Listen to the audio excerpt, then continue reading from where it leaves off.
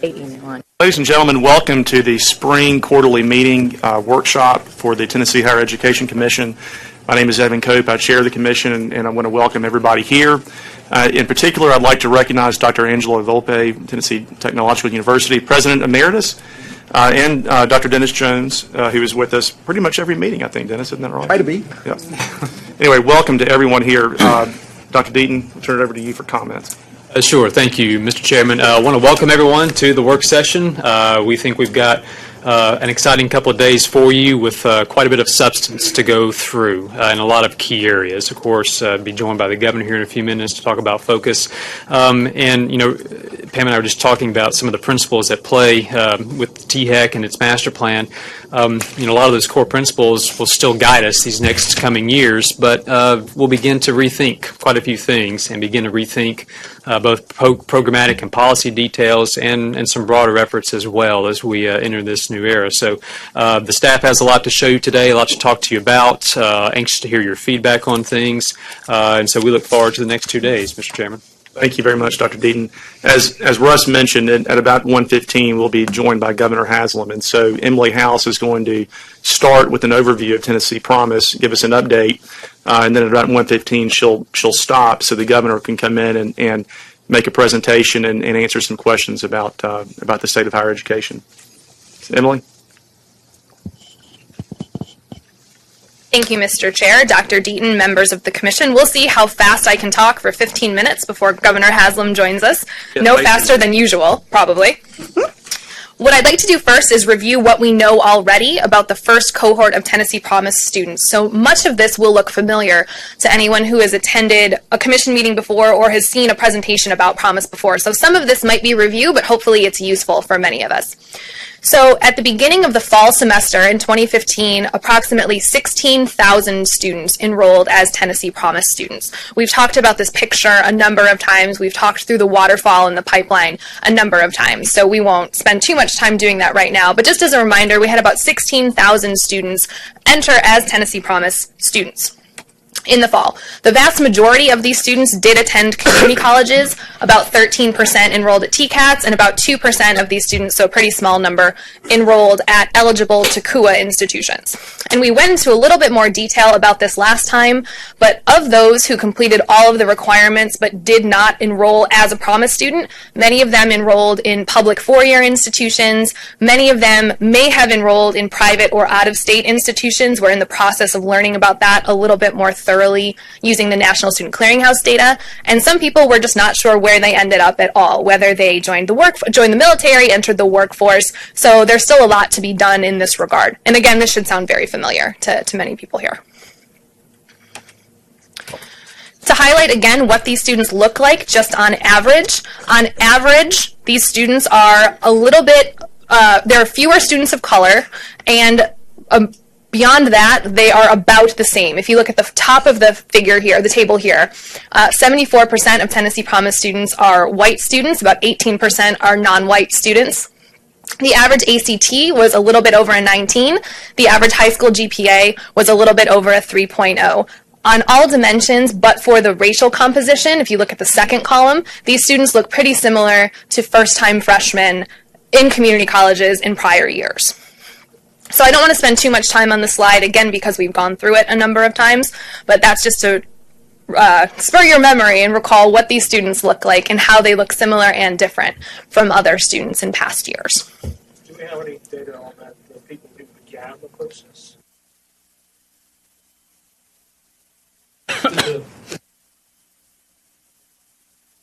We do have that data, and I don't have the answer to that question yet, but that's something on our very long list of things to explore related to Tennessee Promise. That's on there for sure. So that's an excellent question.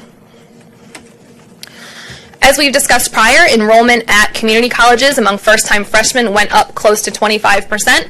At the TCATs, it went up about 20%. So this is a huge surge in enrollment. On the flip side of that coin, enrollment at some of the four-year institutions did go down, about 8% across TBR institutions and about 4.5% at UT institutions, for an overall increase in first-time freshman enrollment of 10.1%. So overall, we're up about 10%, but the composition and the distribution of where that enrollment happened is a little bit more severe than we would have anticipated in the beginning. But it will be interesting to see a year from now, 2 years from now, how the transfer patterns look and where students who complete Tennessee Promise or earn an associate's degree as a Tennessee Promise student, whether they transfer and where they end up. So there remains a lot to be seen here.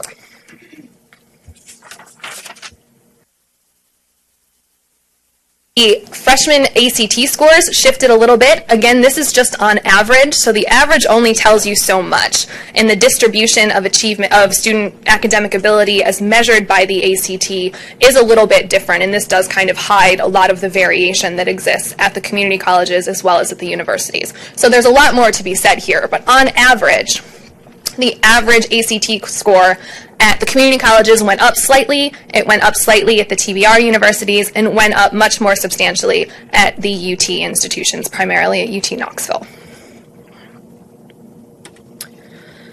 And I know we talked about this a little bit last time we were all together, that the likelihood of a student enrolling at a community college by ACT score is a little bit different this past fall term than it has been in the past. So relative to the 3 falls preceding fall 2015, so 12, 13, and 14, students with different ACT scores have a different likelihood of enrolling in a community college. So I sort of arbitrarily drew the bars at 16 and 26, I think that is. But if you look to the left of the 15, you can see that there's an increased likelihood of students who are very low on the ACT spectrum, or a low ACT score, test taker. There's an increased probability that these students will enroll in community colleges as well. These are likely the students who may not have enrolled anywhere in the first place or in the absence of this program who are now enrolling in the community college environment. So this goes to say, to my point earlier about the average only tells you so much, and the distributions are really what can be a lot more telling and can tell us a lot more about what's going on in the classroom, how the student composition is different, and things like that. The retention. Yes, sir. Well done, sir. Thank you. So about 80% of Tennessee Promise students persisted from fall to spring. I mean, by the same. Oh, no, that was too perfect a segue. We don't have it yet broken down by ACT score. I know, next time. But next time we will have that for you. No, we don't yet have it broken down by the student profile who persisted from term 1 to term 2. We just have the overall numbers. So the overall number is up on the screen. So about 80%, close to 81% of Tennessee Promise students persisted from the first semester to the second semester. So there was a lot of conversation earlier in the fall about this enrollment surge and this increase in students enrolling. The question immediately following that was how many of them are going to stick around. So about 80% stuck around from term 1 to term 2. This was about 79% at the community colleges and close to 95% at the TCATs. So that is unbelievable that 95% of these students persisted from term 1 to term 2, which I know at a TCAT is a little bit different. It's not like a distinct semester. Measure of central. I don't have it in front of me. Yeah. No, it's just the That's everybody. That's everybody, yeah. Student unit. Yeah. It was different at different institutions. It was, and I don't have that in front of me, but that is available if you'd like to see it, how it varies by TCAT and varies by community college. Yes, sir. Do you know how many high school seniors class total? Directly from the high school, we do have that number. Again, I don't have it in front of me, but I can get you that as soon as I step away from the podium. To speak highly of the TCATs again, though, that this 95% persistence rate is just very, very high, that is not out of the norm for TCATs. TCATs have very high persistence and retention from term to term anyway, and very high success rates. So this is reflective of a lot of the success that they see anyway, as well as the impact of Promise. So in prior years, retention was about the same. So if you look at students coming in right out of high school, enrolling full-time at a community college, about 80% of them tend to persist from term 1 to term 2. So we didn't see any growth, but we also did not see a decline. And there could have been a great decline given the influx of students coming in. So the enrollment increased so much, it wouldn't have been out of the realm of possibility that retention would have gone down. And that did not happen. So that's a testament to the institutions and what they're doing to support these students, as well as this college-going culture that Tennessee Promise has helped to advance. Compared to any student at a community college, so full-time or part-time, student of traditional age versus an adult learner, they persisted about a 70% rate from term 1 to term 2. So this is 10 percentage points higher than just the total population of community college students. Any questions about that? Okay. That to say that we have all of these students coming into school, different levels of preparation relative to prior years. The question came up about what their achievement was at the end of that first term.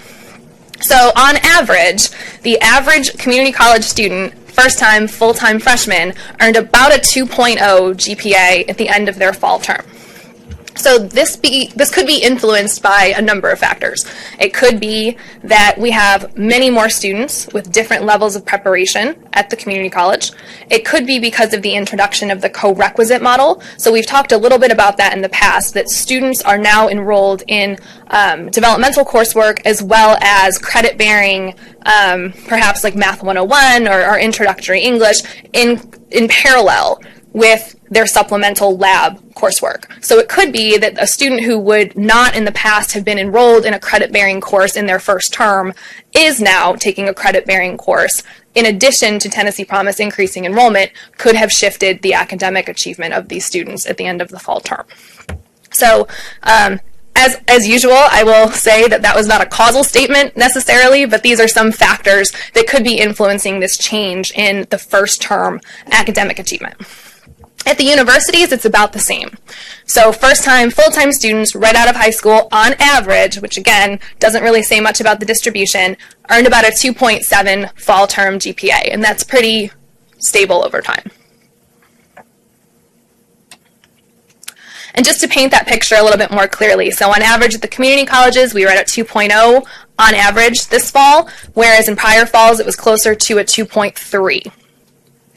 At the universities, as I said, it's pretty stable. So 2.71, 2.71, 2.69. And again, these are the students who are most similar in past years to a Tennessee Promise student, right out of high school, enrolled full-time.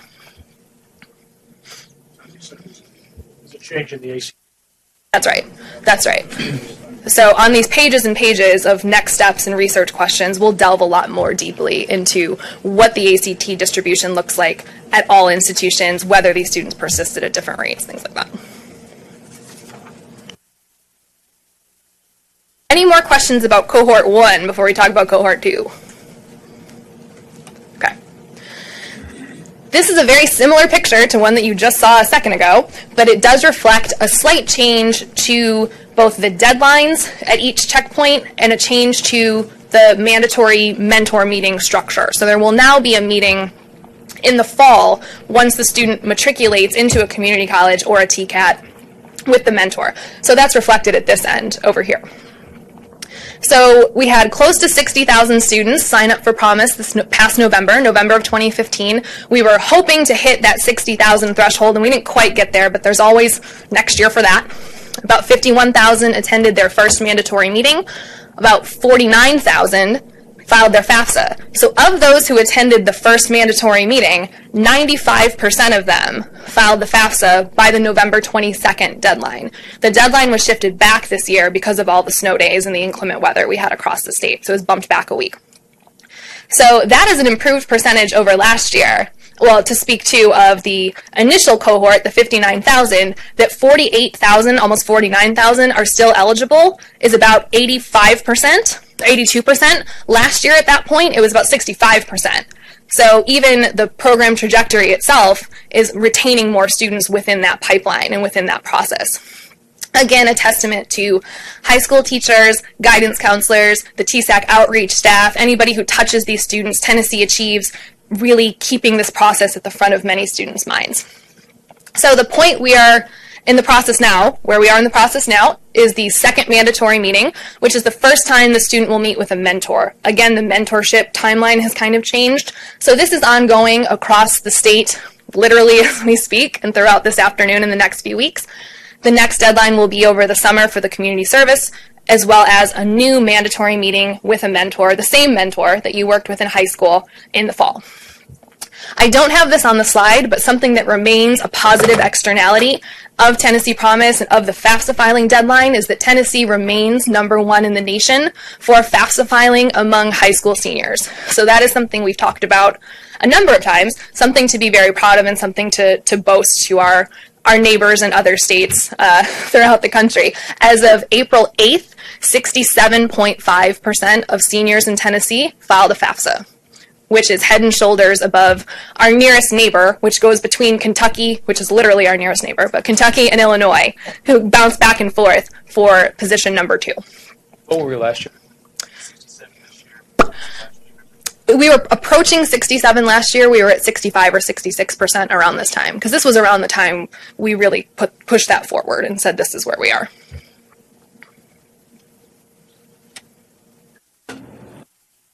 Speaking of the student demographic and academic characteristics, they look very similar to cohort 1 at this point in time. So it's about 50-50 male-female, predominantly white. 63% of these students are white, 21% are black or African American, and 4% are Hispanic or Latino. The vast majority stated that they intend to attend a community college, which is similar to last year. There is a bit more of an interest and a stated intention to attend a TCAT, but for the most part it remains predominantly community college focused. The average ACT of students still eligible at this point is at 20.2, and the high school GPA is about a 3.1. So very similar to what we saw in the prior slide about those who matriculated in fall of 2015. Yes, sir. Correct. Yes, sir.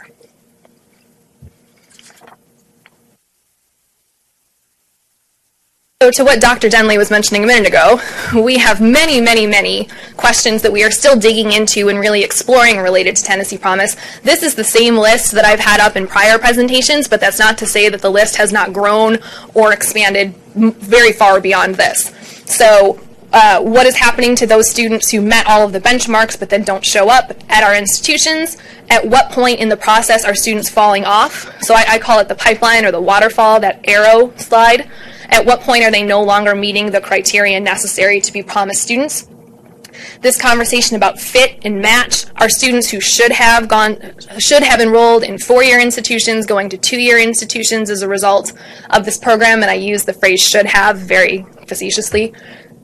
Where is the variation by high school, by county, by region? We're collaborating with the research team at the Department of Ed to look at many of these questions from the high school perspective, as well as we have a first taste of what persistence looks like, but really digging a lot more into the variation that exists between student groups in terms of retention. So that is all I have before Governor Haslam arrives. If anybody has any questions or points for further discussion, I realize that was extremely fast, even by my standards. So if anybody has any questions, yes, ma'am. Emily, retention of cohort.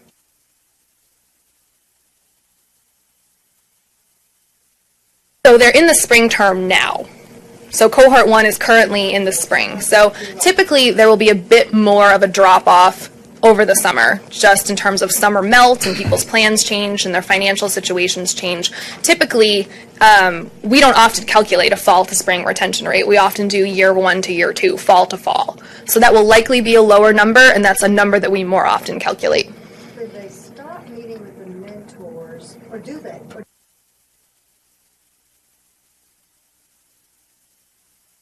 So that varies case by case. So some individuals, the way the program is structured, you can meet with your mentor for that second mandatory meeting and in theory never hear from them again. Some mentors and their students have created much stronger relationships than that. So because the mentorship model is changing slightly for this coming year, the fall meeting, I think in most cases, if anyone from Tennessee Achieves is here, I think in most cases is held at the community college campus. That's where the third meeting will be held. Not until like September or October or sometime in the fall. So Emily, just for baseline purposes,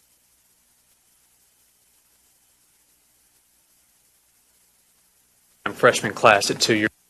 Out, was it high 50%? I would say about 60%, there? yeah. So that's kind of Yeah. the sort of a baseline we're looking at to see, what the numbers show. Before promise. Yes, correct. That's Yeah, right. historically, In yeah. the absence of the program, yeah.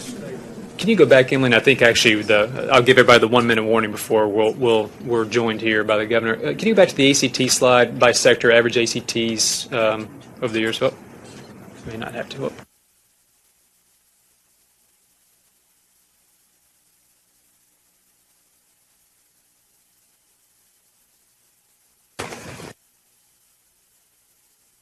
Well, as promised, I had the honor this afternoon of introducing a person who obviously needs no introduction at all. Governor Haslam, as you know, has worked tirelessly since his time in office to advance the cause of higher education in our state. So, Governor, on behalf of the commission and our staff, we're honored by your presence and appreciate you being here. Well, thank you, and I apologize for being a few minutes late. It's a busy day over at our office, I'll just put it that way. So we're managing things on several fronts. So thank you all for being here. I really kind of had a couple things I wanted to do, but anyway, first of all, thank you all for hosting today.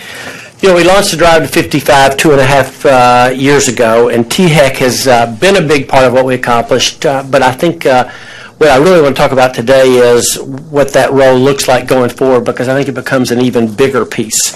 I want to give a brief report on the progress made on the Drive to 55 so far, and specifically the Tennessee Promise, and then we'll talk a little bit about THEC's role in going forward now that the Focus Act has passed. So let me just start with Tennessee Promise. I think it's fair to say it's surpassed our expectations. A lot of that is due to some outstanding work by our community college presidents and then also by our high school guidance counselors. We launched the Tennessee Promise to change the conversation about college going in Tennessee and increase the number of Tennesseans entering higher education. We now know for the first time what effect the Tennessee Promise has had in exact numbers. And I'll say this, it's good news.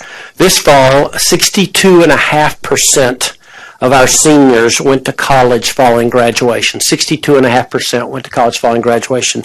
That is a increase of about 5% over the number from the 12 months prior to that. You might think, well, that's good, but 5% is more growth than we had in the prior 7 years together. That kind of jump in 1 year, obviously, so we're really excited about that. So that's the bottom line on Promise. Let me just stop. Any comments on Promise or questions that anybody would like to ask? Okay. Governor, if I can make a Sure. you mentioned that college going rate. That is, as you said, a durable number to move, and so the state ought to be proud of that. That's a hard number to move, and a 5 percentage point increase is huge, and so it's good work here across the state. Does that include TCAT's community, and that's the total number? That's everybody going to a post-secondary institution in Tennessee. Yeah. Okay. And Mike, we should know soon where that puts us kind of in rank in states percentage-wise. You want to jump in on that? Yes, sir. Emily House from THEC is really leading the research effort. We'll know soon where that puts us in states. I'm looking at Emily in case I get out of bounds. I think it's safe to say a couple things. We will increase significantly among the 50 states and probably in an unprecedented way. Do we know where we were before? Yes, sir. We were, what was our ranking before? 26 or 27. So below the middle. So below the national average, which is 66.1%. Certainly, we think we're going to have a substantial increase, and as soon as we have that data, we'll share it with the commission. So I'll shift off of Tennessee Promise and Drive 55 then into the Focus Act. We brought the Focus Act forward basically because of that, the statistics that we were just talking about there, realizing that the shape of higher ed in Tennessee would change going forward due to kind of the unprecedented enrollment increase, and then our desire to make certain those weren't people who were just registering and showing up for one semester and then not coming back after that. Our desire to make certain we had a high retention rate. So we've honed the responsibilities for TBR in the state's 13 community colleges and 27 technical colleges by the creation of local boards for those 6 4-year plus in-state universities. So obviously the question for this group is, what is THEC's role? I meant what I said. I think THEC's role is critical in making this work going forward. There are a lot of questions. It was interesting. when you talk to the UT folks, they had some big questions about this in terms of, well, we did have kind of two balanced systems, and now we're going to have a UT system, a TBR, and these six other schools running around all trying to promote their interests. And other folks said, gosh, this looks like it leaves UT with, they're kind of the one big block left. So wherever you were, you probably had reason to, or there were some folks who saw fear or had some fear regardless. And my answer in all that was, a lot of that is, I think, going to be how this works is going to be determined by THEC's role going forward. I have long felt that THEC's role really needs to be as kind of a three-pronged of being both the capital allocation role for higher ed. The folks who focus on tuition and funding formulas, and then also the people who play the strategic role for the state around higher education. I think for this all to work, THEC has to play all of those roles. And in the past, I don't think just in our administration, but in prior administrations, there have been folks who, whether it be the capital allocation process or anything else, thought, well, we can just kind of go around THEC and go straight to the governor's office or to the legislature in terms of capital allocation. And I think what you're going to see from our office is a real strengthening of the role that we will make certain that THEC plays in that process, because without it, it does become chaos. I think, let me just stop there. Any questions or comments on that from anybody?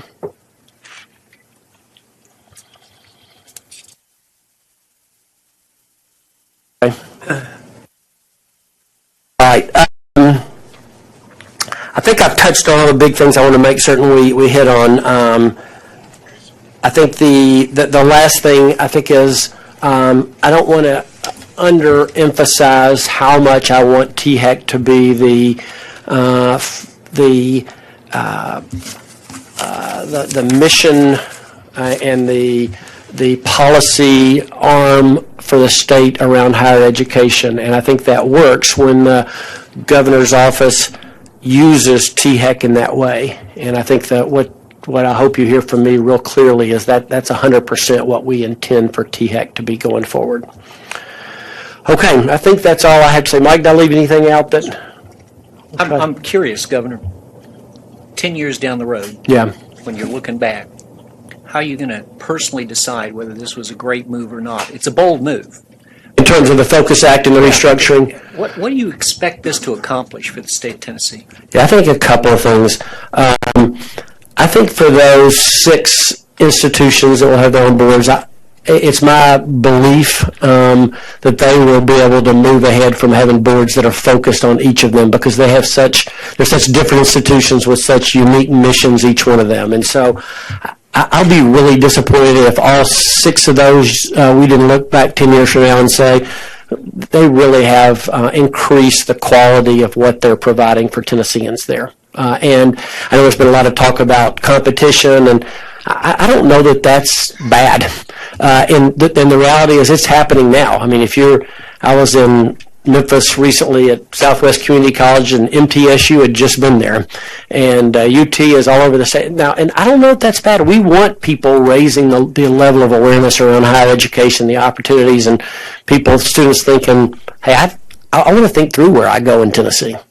So I think that's the first. And the second is community colleges and TCATs become an even bigger part of our design, that they become highly flexible, highly market sensitive. And by that I don't mean business sensitive, but market sensitive in terms of what are students telling us that they really want to know and learn, and what are the folks who are providing jobs out there saying, here's what we need, and they've kind of shrunk that communication circle, if you will. Governor, what's your expectation for this commission regarding legislative affairs? Yeah, so I think here's the reality is I think THEC is as strong as the governor's, and this is true not just me, but as strong as the governor's office allows it to be. And if we let there be end runs around around THEC on the capital process, and if the governor's office uses something else to help drive policy and long-term planning for the state, then it won't be taken advantage of. My hope is I've got a little bit less than 1,000 days left, that we use those 1,000 days to clearly set up the process for capital allocation and to clearly say that THEC is the policy arm for us at the state. Thank you so much for being with us today, because this is an important role that we'd be assuming, and I think clarification is the key, especially going forward, and we need to move fast and move correctly fast. So, just from what Dr. DiPietro has said, and looking at the boards that we have, the University of Tennessee's board has 26 members. The governor generally serves as the chairman of that board. I don't think statutorily you have to assume that role, but I think you get elected into that role every year, pretty much. So far. And I think that's Just true. by chance. That's right. And 21 of those members the governor's office appoints. Right. Okay, then I look at the state university boards. They'll have 10 members, 9 of which the governor's office will appoint, but the governor doesn't serve as their chairman. So what I want help with or instruction from you is chain of command. Who are the state university boards accountable to? That's a really good question. So that's where THEC, that's a great question, because while I think it's wonderful that University of Memphis is going to have its own board, or ETSU, or whoever you want to pick, and they're going to be, as I always say, waking up every day thinking about how do we make this a great university, somebody has to play the role of reminding them that they're part of the higher education system of the state of Tennessee. And I think that's going to be what THEC's role is going to be as well, is to say, that's wonderful, Memphis or Austin Peay or whoever, but I don't know that that serves the long-term needs of the state of Tennessee around higher education. And so THEC will play that role. And thank you for asking the question. I don't know that at the end of the day that there's a more important role than that, because this is new. Keith, your question's a great one. I mean, 10 years from now, how will you know? Because there's anytime you change structure, there's some risk, and we're aware of that, and we've beat that around for a lot of hours. And one of those is that we turn those 6 institutions into kind of individual entities out there, everything from lobbying at the state capitol to their direction of programs, et cetera. And people keep saying, well, how are we going to keep them as part of the same orbit and same community? And my answer to that is that it has to be THEC. There is no one else to play that role. I'm really glad you said that. I think the other key is that, based on what I fondly call the McNally doctrine, the ability to do an end run is pretty well precluded. So, from the capital outlay process.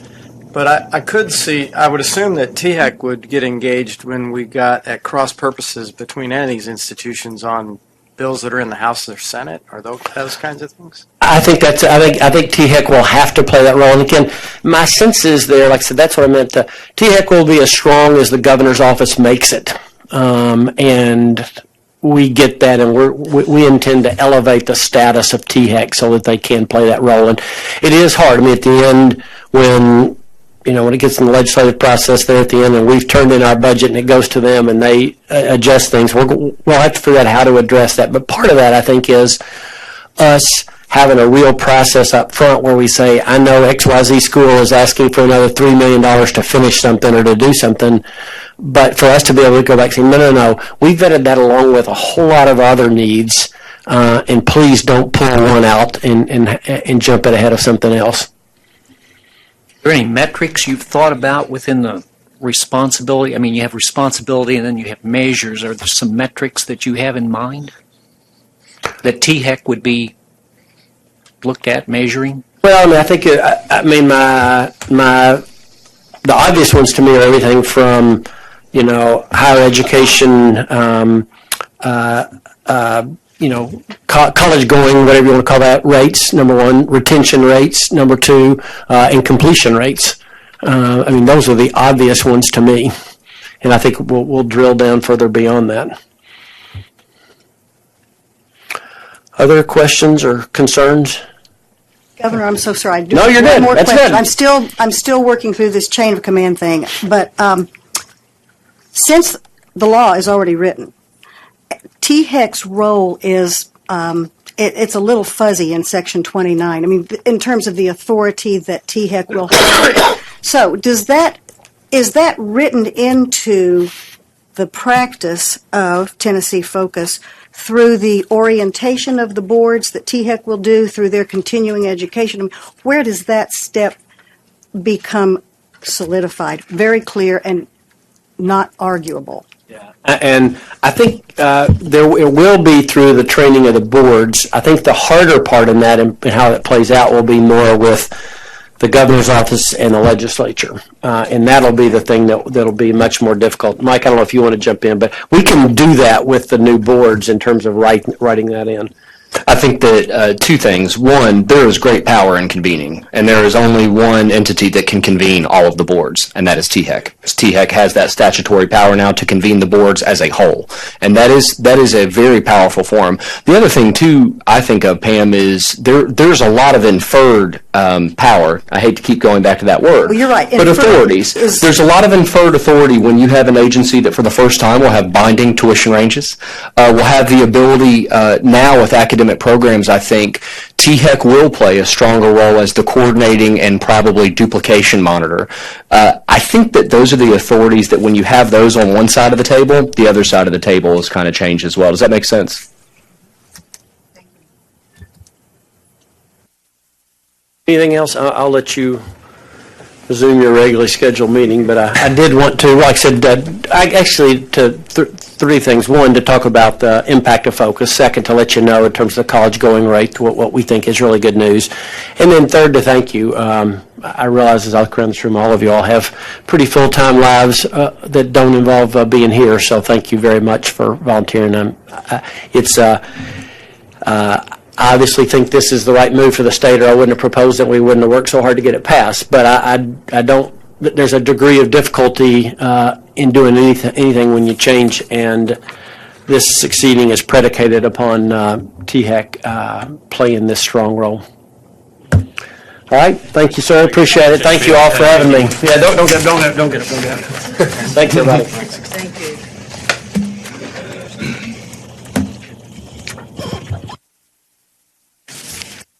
Russ, we'll pick back up with you, I think, on the focus discussion. Sure, and thank you, Mr. Chairman, and let me extend thanks to Governor Haslam for engaging us in that conversation, first of many, and a bit of some comments about sort of how the next few months we think will play out. At our July meeting, the work session that day will be exclusively a workshop that will center around the Focus Act, conducted by the Association of Governing Boards, AGB, that has extensive experience across the U.S. in engaging boards and commissions such as ours in questions such as these that are posed to us. So we will have some external consultant help here with us that day, and we will have y'all ready with materials beforehand for us to deeply dive into many of the questions that will be posed to us. And many of these questions are very detailed and granular in nature. Others are broader and get to the heart of what THEC's role will be in the future. The senior staff here have already begun to think through this at a very deep level and have had several conversations about how the next few years will play out. And we keep going back, and Pam, this is kind of reflecting on the questions you asked, we keep going back to a phrase that I think, at least I know, helps me think through this, which is how we define spheres of influence going forward. Focus Act, of course, poses that schools will develop their own autonomy in certain areas, and they are to have goals and ambitions and autonomy to pursue their mission as they see fit, as that local board determines. That's the point of the Act. However, to your point, that must be balanced with statewide goals and statewide imperatives, and how we define what those spheres of influence are and how we begin to help shape that balance, I think is in my head, at least one of the defining core questions of the next few months and years for us as a staff and as a commission. So we will be engaging you more again as we prepare for that July meeting, but many of these questions, many of the issues that the Focus Act poses to us, we will deeply dive into at that time. So if there are questions about that, I can answer them now, but that's sort of how the next few months will play out. Dr. DiPietro. Is a very, very good organization. Do you know which consultant we'll be using, Russ? They have identified someone they think will work with us, and hopefully soon we can announce who that is, yes. Mm-hmm. And we've been talking to the staff at HEB quite a bit, and they of course followed the act from day one. They have been in discussions with us quite a bit about kind of what the dynamics are and how things are playing out and what our current issues are. I think they have read as many of our documents on our website as the rest of us. They have done a lot of the homework at the staff level, so I've been impressed with their learning curve on that. So anyway, that'll be the July work session, exclusively focused on that. Any other questions? Next, I think, Russ, we have a panel going to be led by Jessica Gibson. We do, and let me ask Jessica to move to the table. And actually, if we can have a few logistical things, I think maybe the panel is best there. If I can maybe ask Siri, Tristan, Sarah to kind of join us in these empty seats here. That way everyone can see them and on camera as well. And I'll ask Jessica to introduce our panelists, but let me kind of set the stage for her as we're transitioning here with the logistics. Everything that we do, we try to reference back to our master plan, to the Drive to 55. And as y'all know, over the months and years, one of the key elements of that is our emphasis on the adult learner and getting adults with some college, no degree back into the fold and getting them educated and getting them part of the fabric of the economy again. To that end, of course, you'll remember that we got a grant from Lumina Foundation about a year ago to begin standing up what are called Tennessee Reconnect communities, which Jessica will tell you more about. And recall, these are centers for adults to go and engage a person, to engage resources in finding ways to overcome obstacles going back to school, not necessarily relying on them to find us. We'll go out and get them. They will have a place they can come where there are resources, both technical and people, to engage them in coming back to school. This network of communities that we're standing up is hopefully will be the first of its kind in the U.S. These are done in cities and pockets across the U.S., but no state has embarked on what we are really on the journey for now, which is to have a statewide network of these TRCs, as you will hear us say a lot, Tennessee Reconnect Communities, that really, I think, to conclude here, transform the way we engage this population and the way Tennessee pursues its goals. So with that, Jessica, let me turn the floor to you for this panel. Okay, thank you. Mr. Chairman, Dr. Deaton, members of the Commission, I feel fortunate today to be able to introduce you to the three women who are sitting in front of you who are leading the Tennessee Reconnect community efforts in 3 regions across the state, our first Tennessee Reconnect communities. And just as a refresher, these are locally based collaboratives that are focused on increasing educational attainment of adults in their community.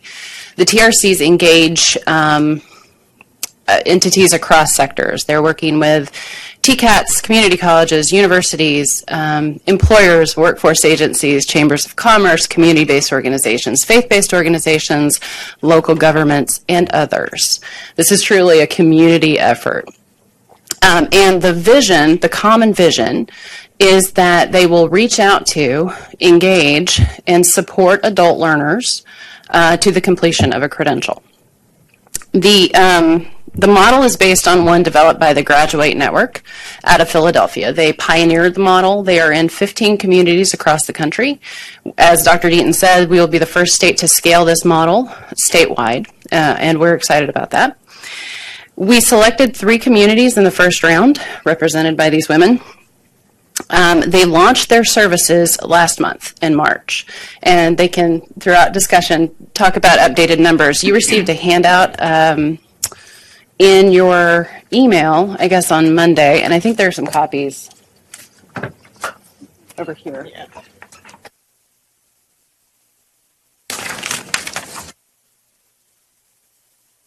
As well, there's a map that has the communities and some data and some numbers. The very last line has the number of people who have signed up for services. Those are already outdated numbers. They're actually higher now, so that's a good thing. they've really followed an amazingly tight timeline. This has been an exciting process. It's been a learning process, and we're excited to share their work with you today. I'm going to ask each of them to introduce themselves, the organization they represent, and then I want them each to take a couple of minutes to talk about why their organization took the lead in bringing their partners together to become a Tennessee Reconnect community, and why you feel that this is an important effort in your community. I also have questions for them, but I really would like for this to be a discussion, so I encourage you, please, to ask any and all questions you have of them. They're prepared. They'll be able to answer them. So let's go ahead and start with Lisa. Okay. I'm Lisa Hankins, and can you hear me? I'm the director of the READY program, which is a regional economic development initiative at Southwest Tennessee Development District in Jackson. Our normal coverage area is 8 counties. Our Reconnect community consists of 13 counties, so we've expanded our coverage in that area. And the reason we wanted to apply, we were already doing college access for high school seniors in our region. We work with 16 high schools in Southwest Tennessee, providing college access services. We have paid people in the schools that work with them year-round. And we're also a partnering organization for Tennessee Promise. We've had a lot of requests from parents that we've encountered after working with students wanting to go back to school. So this seemed like a positive and a natural move for us to move into Reconnect. I think it's very important in our region. We do lag behind the state in educational attainment levels. We've got the mega site in West Tennessee that if it were to land, we need to have a better educated workforce. So it's vital for us to get our numbers up, and we think these 2 programs are a great way to make that happen. We know it doesn't happen overnight. We've been very fortunate. We have a lot of good partners. Our main partner is the CO. I don't know if you've heard of the CO. It's the Regional Accelerator in West Tennessee. When we decided to do the grant, we wanted to have some type of mobile unit to go to our communities because broadband is an issue in some of our rural communities. There's no coverage. And the CO has all the techie people that can make all that happen. So our bus, we do have a bus, and it is equipped with, I forget the number of gigabytes and all that kind of stuff, but we can get internet anywhere on this bus, so we can take the service out to the communities, and I'll stop there for now. Good afternoon. Thank you for the opportunity to speak to all of you today. My name is Nancy Eisenbrandt, and I'm the Chief Operating Officer and the Chief Workforce Development Officer at the Nashville Area Chamber of Commerce. In 2014, the Lumina Foundation approached the Nashville Chamber to become a community partnership for attainment, one of 75 cities now across the nation that they were funding. And the reason they were interested in us is that we had done several workforce studies looking at projections of our job growth in the region and how the workforce and the skills in the workforce were going to keep up with that. And as a result of that, we formed with 3 and then 4 workforce investment areas a skills panel process with the Tennessee Board of Regents, the community colleges, and the TCATs specifically in the public workforce system. And what we were trying to do in that work is to align the skills and talents and curriculum needed by our businesses that were in a high growth mode. We formed 3 skills panels, one in advanced manufacturing, one in information technology, and one in healthcare. As a result of that deep collaboration between that community network, Lumina invited us to apply, and when we looked at the opportunity and where there were resources both in our region and across the state, it was very clear that the adults in our communities were being left behind and that we had 200,000 plus individuals in our region who had some college and no degree and had the potential to work at a much higher level and have a prosperous income for their families and for themselves. So when the opportunity for a Reconnect grant came along, we knew that this would accelerate our work significantly. And because we had a deep relationship with our workforce investment system, the 4 community colleges in our region, the 6 TCATs in the region, and our 4-year institutions, and several nonprofit organizations, we ran with it. And we're very excited about the progress we're making and the opportunity to accelerate this important work to make sure that this region stays on its prosperity path. Thanks. Good afternoon. I am Lillian Hartgrove, and I am Vice President for Workforce Development and Education for the Highlands Economic Partnership, which is a multi-county economic development organization in the Upper Cumberland, and it falls under the umbrella of the Cookeville-Putnam County Chamber of Commerce. Our organization was chosen to do this because of all the initiatives that we have working under the umbrella of this Highlands Economic Partnership. We'd already formed partnerships with K through 12, post-secondary education, and the employer base to make sure that we've been preparing our students when they graduate from high school and college to make sure they're prepared for real-world jobs, and that we're aligning everything that we're doing in education to prepare them for the workforce and for careers after high school or college. We actually, a year ago, it was February, that we formed a new committee to take a gap analysis of what we were missing. We knew we were working very hard at doing things with our K-12 systems and also our post-secondary education partners, but where were we missing the mark? And through our gap analysis, we determined that we were not serving well the 25 to 64-year-old adults. So our task force began to dig deeper and started thinking about what could we do to make sure that we are serving this population. At the same time, in August, the opportunity came along to apply for the grant. We said it was a natural for us, but we also thought there could be others in the region that would be applying. So we did seek out from others in the region to determine if it would make sense for us to be the ones. It was a hands-down decision that it was logical for us to continue to build on the work that we had already started, and that we would then be covering the basis of all age groups, if you will. So we did apply for the grant. We did not expect to be awarded the grant, and I say that because when you think about the population of the state and you think about the rural model, and we are very rural in the Upper Cumberland, we didn't think we had the numbers to make it work. We knew that we would submit a rock-solid proposal, and in the end we did, and we were very pleasantly surprised to receive the phone call that we were awarded the grant, because now this is taking our work to that next level. So we're very thankful for the opportunity. Thank you all very much for that, for your introductions. I'm going to start off with a question to talk about structure, but again, I encourage any and all questions. One of the things that we wanted to make sure of when we embarked on this, first of all, to back up, this is something that THEC had never, well, maybe we had done it in some ways before, but this was our first real focus, I think, on communities. How are we going to work directly with communities around educational attainment?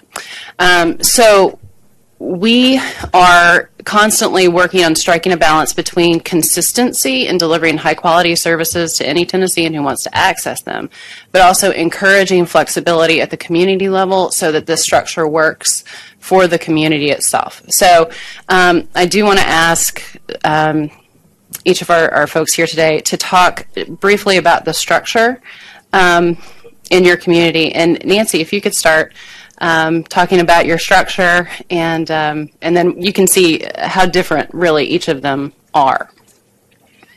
As I mentioned earlier, we had established a very deep collaboration with our workforce investment boards, and the Workforce Investment Opportunities Act, which was just passed last year, has now, as part of basic services, college guidance for the adults who access services. And so we really felt that that was a leverage point for us, because we have such a large population to cover and a large geography to cover, that it would be very difficult with this important but small grant to be able to provide the services in the number of places that we needed to get very close to those adults where they live and work. And so we have signed memorandums of understanding with 3 of our workforce investment boards. Workforce Essentials is up in Clarksville, the Middle Tennessee Workforce Development Board, and then the South Central Tennessee Workforce Alliance. And we have co-trained all of their advisors to be college guidance support, career guidance support, and they are now our Tennessee Reconnect advisors. We have trained 18 of those individuals. And not only are they in the career centers across our geography, but they are also going into our employers, they're going to our faith-based organizations, they are going into the Goodwill, into libraries, and we have a very rapid, very broad coverage with a group of individuals who are very skilled in terms of the nuances of supporting adults through this process.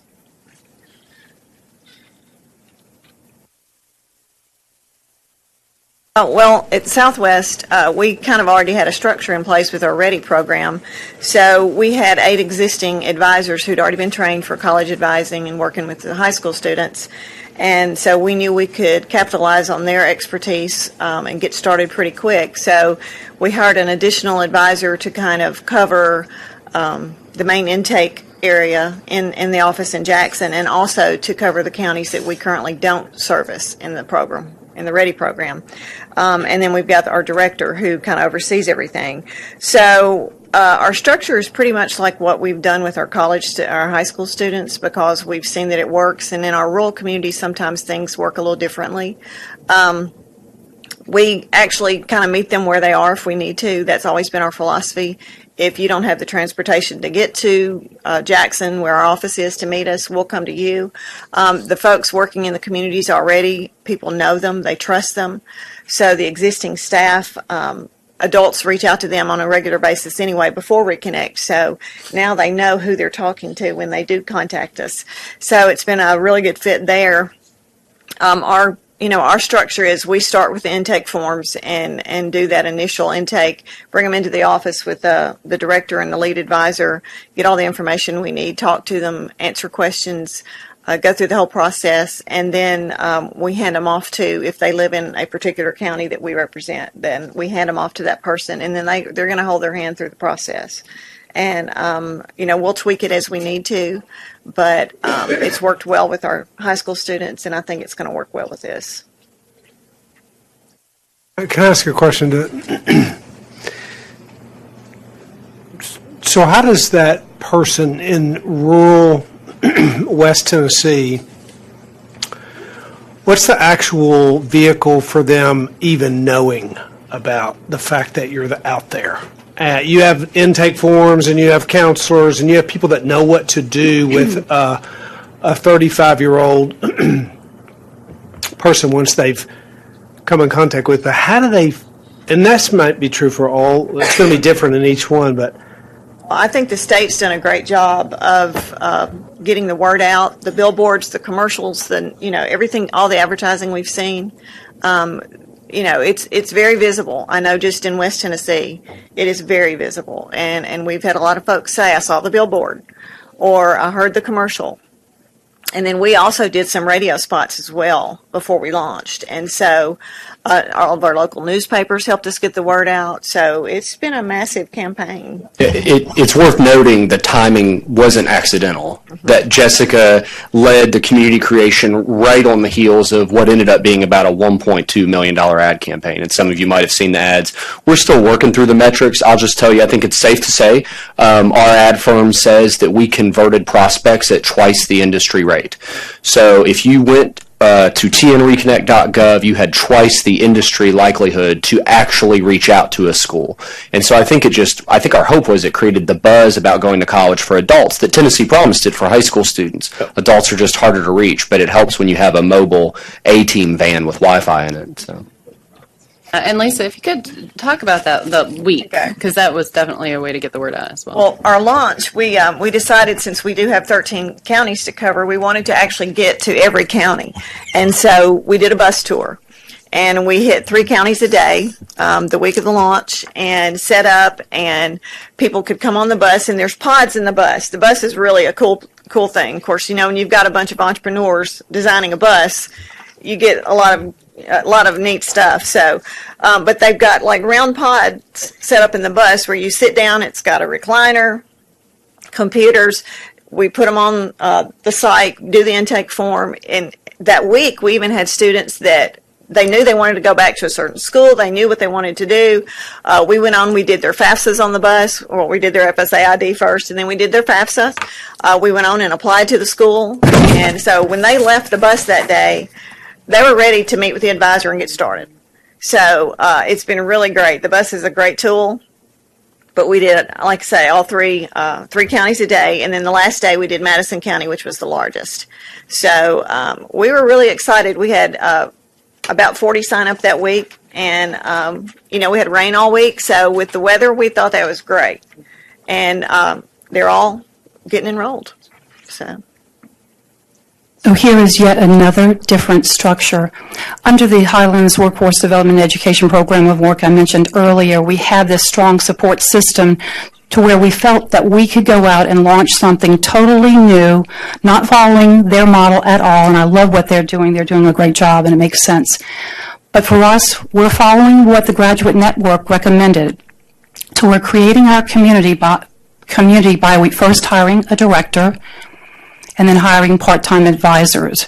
And so far, this structure is working exceedingly well for us because we have an advisory board made up of members from business and industry, and a lot of post-secondary education partners are on that team with us. And so there's a lot of guidance and direction that's given to our team, but that team reports directly to me. So my day responsibility, including a few other things, is certainly making sure that we are successful and we're hitting our numbers.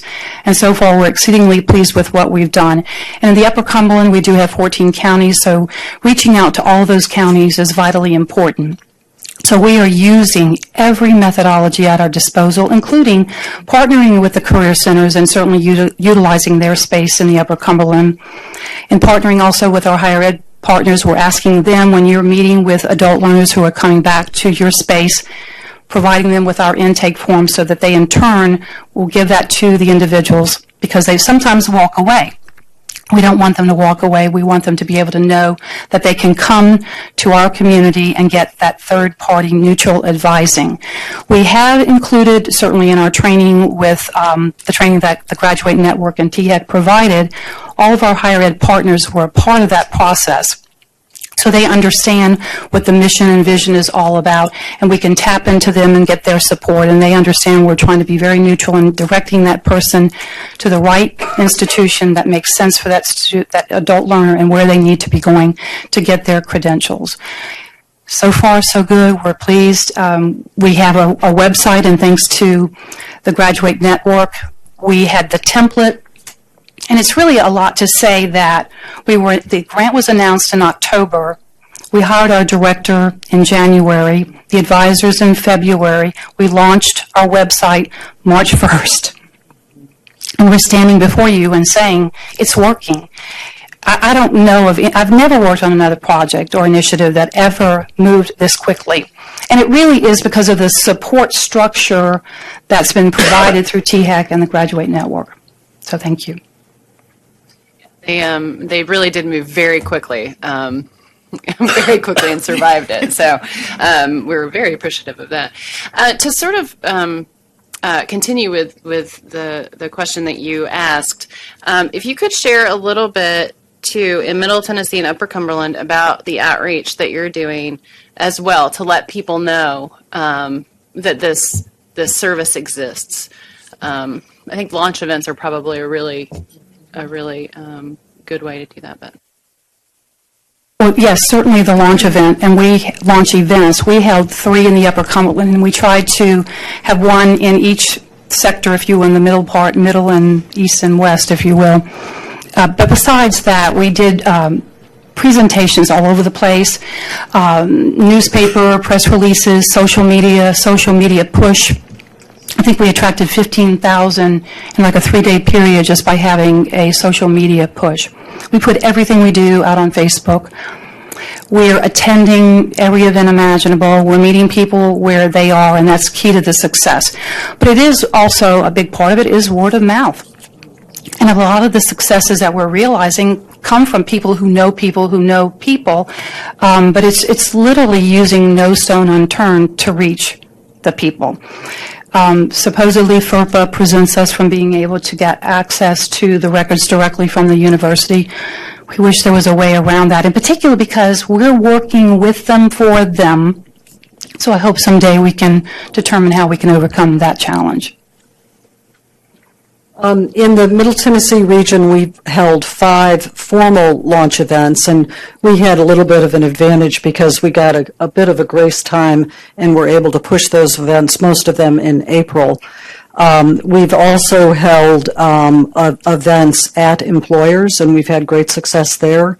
We have about 7 events planned over about the next 2 months, all the way from being adjacent to Fort Campbell and connecting with the soldiers who are leaving base, to a large faith community organization in the Clarksville area where we're going to be meeting with all of those churches to talk about that with their parishioners.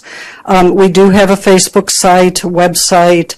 We're doing a lot of tweeting, and we're seeing about 12 to 15 reconnectors just coming in through the website. We've done advertising in the more rural communities. That's been very effective. We've leveraged the relationships that the workforce boards have in those areas with their local media and with their employers.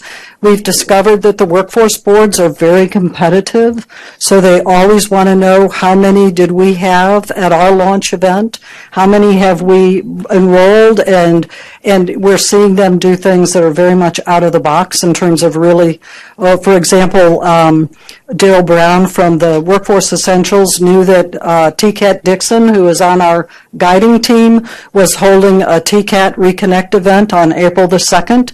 He showed up and pulled about 8 adults who were there, had heard about it. The TCAT wasn't the right solution for them, but they really wanted to go back to college, and we were able to pull them into the fold. So to date, we have 250 individuals who've gone and signed up through Reconnect and have been assigned out to our advisors, and that's really over about the last 3 weeks. So we're making really strong progress. Now, not all of those individuals will reconnect. This is a long process. But we're very optimistic about that. The other thing I'll say is that we're partnering with all of the higher ed institutions in our region, both not-for-profits and our public institutions, and tremendous support, whether it's Lipscomb or TCAT Dixon or the community colleges. Everybody is on board and excited about the opportunity of having adults who really understand where they want to go, what they need to do to be successful, and have that support network. Nancy, could I ask you a Yes. question? Davidson County. I keep hearing this statistic. Nashville, people every, which to me is frightening. I actually right now, but I'm assuming all of these high-rise condominiums and apartments and these 80 some odd people a day, this is not being built, coming here. All primarily, they're all millennials. How do you keep the people you're serving, this 25 to 64-year-old population that wants to do more and better? How do you keep them lost in that whole shuffle? That is a great, deep question. And I will say I was just at a leadership study mission with the Chamber Group in Minneapolis, and the mayor, we were talking about that statistic, Mayor Berry. It's actually closer to 100 individuals, and 20 of those are babies, okay? So they'll be coming into your system at some point. But I think that we have experienced in Middle Tennessee unprecedented job growth, and it's really a hockey stick that we've never seen before in job growth. And many millennials are actually moving here without a job. I talk to them every day. My son did that, but he went to Colorado Springs, but he didn't have a job, and he said, that's where I'm going, and that's where he went. So they're very much coming here recognizing that there's the opportunity. The affordability challenge for us is going to be significant. But I will tell you, when we did a workforce study of the region, we did it in 2015, and we looked at the number of adults retiring, that pre-retirement group, over the next 5 years. And then we looked at those individuals who were moving here, and the portion of those individuals who will work, because some of them are young people and or they're not going to work. that we would be looking at a shortage of talent, physical people talent, in 2020. Now, in Minneapolis, they talked about a shortage of over 100,000 people in 2021. We're not facing that, but we're looking at 140,000 people retiring in this region over the next 5 years. So it's all hands on deck. And we have to focus on those individuals who are already in our communities, who have the greatest potential to come to a new level of productivity and prosperity. And while relocating people and talent and seeing these young mobile individuals coming here is really important, the secret to our long-term success and workforce are these adults, and that we work for these adults. It is not those individuals like my son who said, well, I'm off to Colorado because I want to live in the mountains. So that's what makes this work and the support of this board and this resource so incredibly exciting. Yeah. I don't think I've answered your question. No, you gave me more information than I had. And I'm really dismayed about the fact that it's more than 80 instead of 80. But 20 of them are babies. Babies. Okay. Could I ask a question of Lillian, too? Lillian, in your area, what are the major job opportunities in the Upper Cumberland? What industries do you find that you're trying to get adults to reconnect to go into? Dominantly, at this point in time, the growth has been in distribution because of Academy Sports that was announced last year, 1.8 million distribution center, about 700 employees, and then another manufacturing company with about 700 jobs, and then expansions within our existing industry base that's already there. Those are predominantly the main areas. Information technology is embedded in advanced manufacturing. So we're certainly looking at that avenue in the other pieces of work that I have on my plate because we're a part of the Pathways to Prosperity Network, and that's another initiative of the State Department of Education. Those are the predominant ones. And certainly there's always growth in the service industry, retail sectors. Okay, thank you. You're welcome.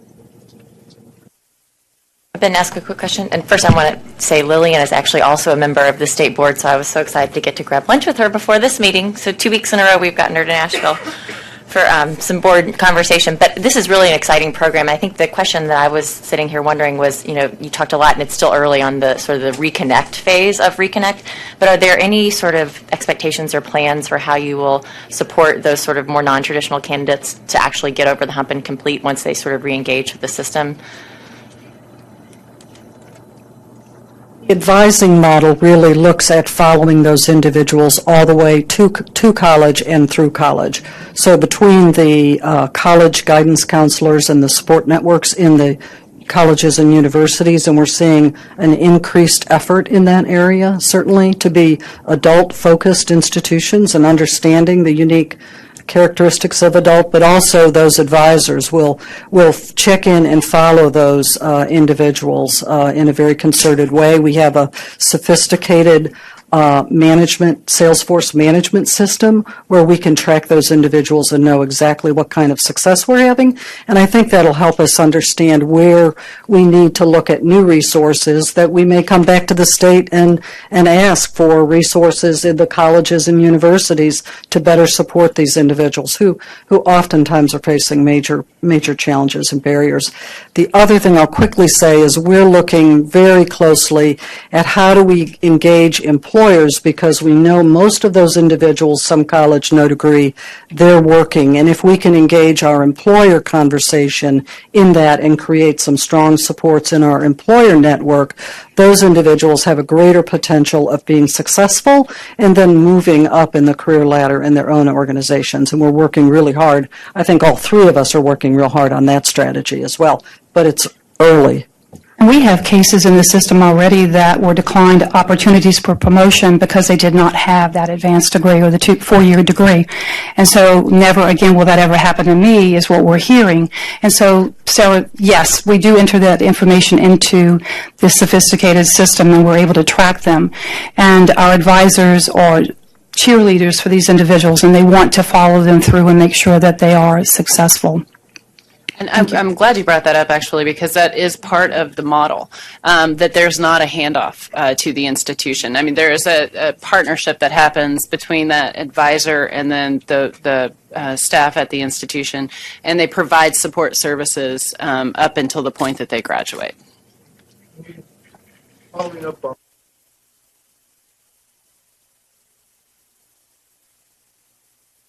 Yes, absolutely. Definitely. And to what Nancy was saying, with all of our employers, we're reaching out to them and finding those who provide tuition reimbursement. As a matter of fact, in one of our health science pathways meetings, we had a healthcare provider employer. When we shared the Tennessee Reconnect and the fact that we were awarded the grant and we mentioned what it was all about, she said, great, because we will have employees we want to refer to you because we have challenges in trying to convince them they need to go back and get that 4-year degree, as an example. So yes, Averett would be an excellent example. We plan to hold an employer launch event on May 13th in Middle Tennessee. And it's with a group called the HR Executive Forum. It's a branch of the Middle Tennessee SHRM organization. And we will talk about Middle Tennessee Reconnect in a broad overview. But more importantly, we're bringing in Mike Krause to talk about the overarching program. And then we will have 3 employers who we believe to be champions in our region to talk about why they're supporting their employees to return to college and complete. And right now, that's GM Spring Hill, Convergys in Clarksville, and Dell in Nashville. But we hope to begin to engage that cohort in a champion effort. I think when you look back on this panel and try to summarize it in a sentence, this is the decentralization of the Drive to 55, which is exactly the direction we need to go. And state government can do a lot of great things, but we can never do what communities can do. And so I think it's a huge next step. I'll tell you, if you're ever in a room with the national funders, this is the work that they're drooling over, because no other state is doing this, and there's no other communities in any state doing this. It's a critical next phase, because the Drive to 55 has got to get out of Nashville, and it's got to be managed at the community level. That also being said, it's worth highlighting the work being done in Nashville by Jessica and her team, who have really, this was a concept, I think, a year ago, and Jessica pursued it doggedly, and we coughed up money, and now it's here, so it's a big deal. We had a gentleman that we actually scheduled a radio interview with before our launch to get the word out. And our director was talking to him before the interview started, and he said, well, you know, I never finished my degree. He was 13 hours short. And so after the interview, he came back to the office. We did the intake form. He's going to be able to clip out of 2 classes, and so he'll graduate in just a few months. So he was thrilled. So. I think I actually have one more question that I think would be worth bringing up before we close out. I think I want to ask what it's been like being a non-higher education entity working in a space that may traditionally be thought of as a higher education space. And if you feel like the Drive to 55, Tennessee Reconnect, has been positive for you in terms of being able to enter this space? When we first started, we've been doing it for about 6 years, and when we first started, we were looked upon like, you're not an educator. What are you doing? Why are you here? So we had to build the trust, and it eventually came with success and results. And so I think we all want the same thing. We all have the same goals. To increase those levels of educational attainment, get more students on to post-secondary. And when everybody just opens their eyes and sits back and relaxes and talks, which is what we had to do, we just had to have good faith-based conversations with these folks and say, look, we're not here to do your job. We're here to help you in ways you don't have time. And it's worked for us. Our partnering institutions have been fabulous. They continue to be fabulous. I think we kind of had a leg up when we started because we already had those relationships, and we knew who to call. We knew we could get on board, and they've been with us the whole time. So we've been very fortunate. Our experience has been very positive too, and we had strong partnerships with 4 counties But the TRC really provided us the opportunity to reach out to the other higher ed partners in the Upper Cumberland. We did not have relationships with them. So those have definitely grown stronger because they see that we're here to support them and we're not in a position to take over their position or their jobs. So it's a very much a collaborative effort. And so I think they welcome the support. So it's very positive. So I've kind of noodled on this question because I knew you were going to ask it. We've been working in this space for a little bit of time, and my experience has been is that we really can move at the speed of trust. And over the time period that we've been working in this space, we've built a lot of trusting relationships and have crossed a lot of different entities because the higher education language is not the language of business. And for us, I think it's been an opportunity to kind of step outside of the box and approach things in a different way. And because we have that trust, there's some at least willingness to say, okay, we'll try this. But I will say that, excuse me, the guiding team is certainly made up of a strong cadre of higher education leaders. So we're certainly using their guidance.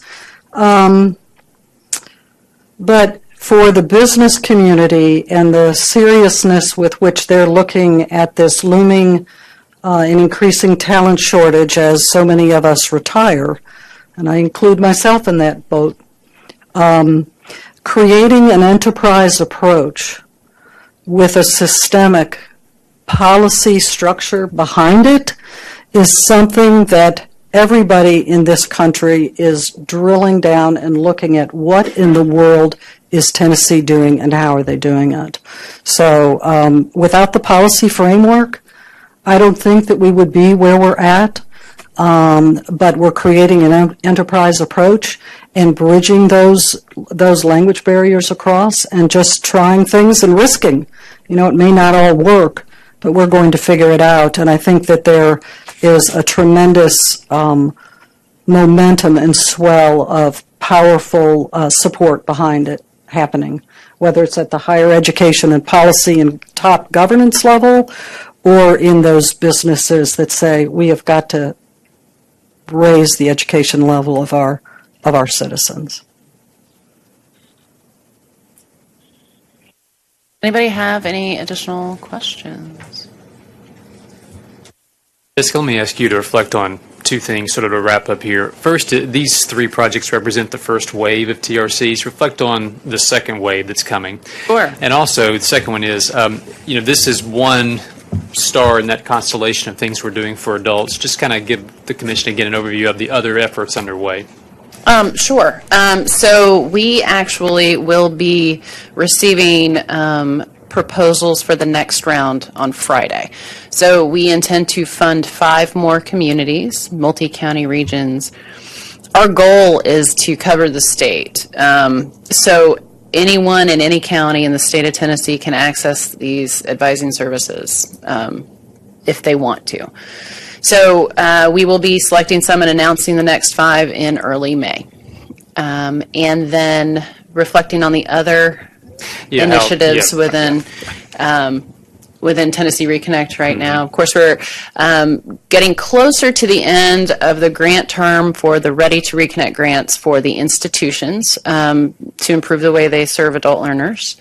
The Reconnect and Complete effort, we're actually going to receive reports on the success of the outreach from the institutions to their former students April 29th. So we should have some information about that. Sorry, we have a lot going on here.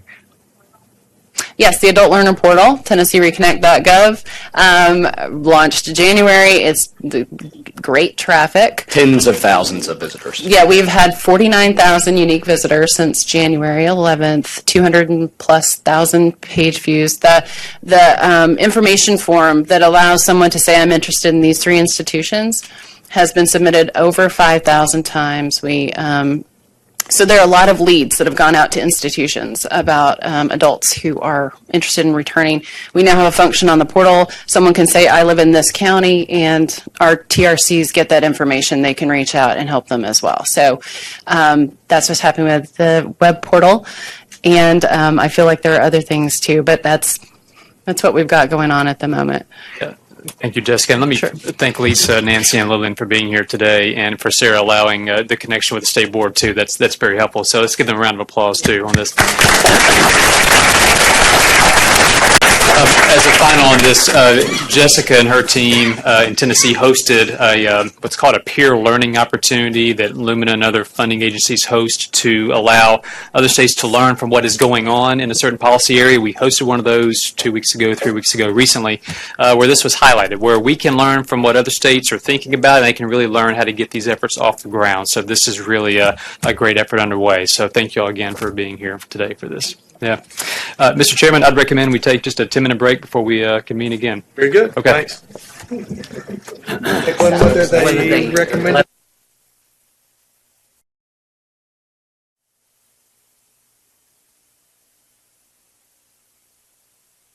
I could ask everyone to return your seats and we will reconvene.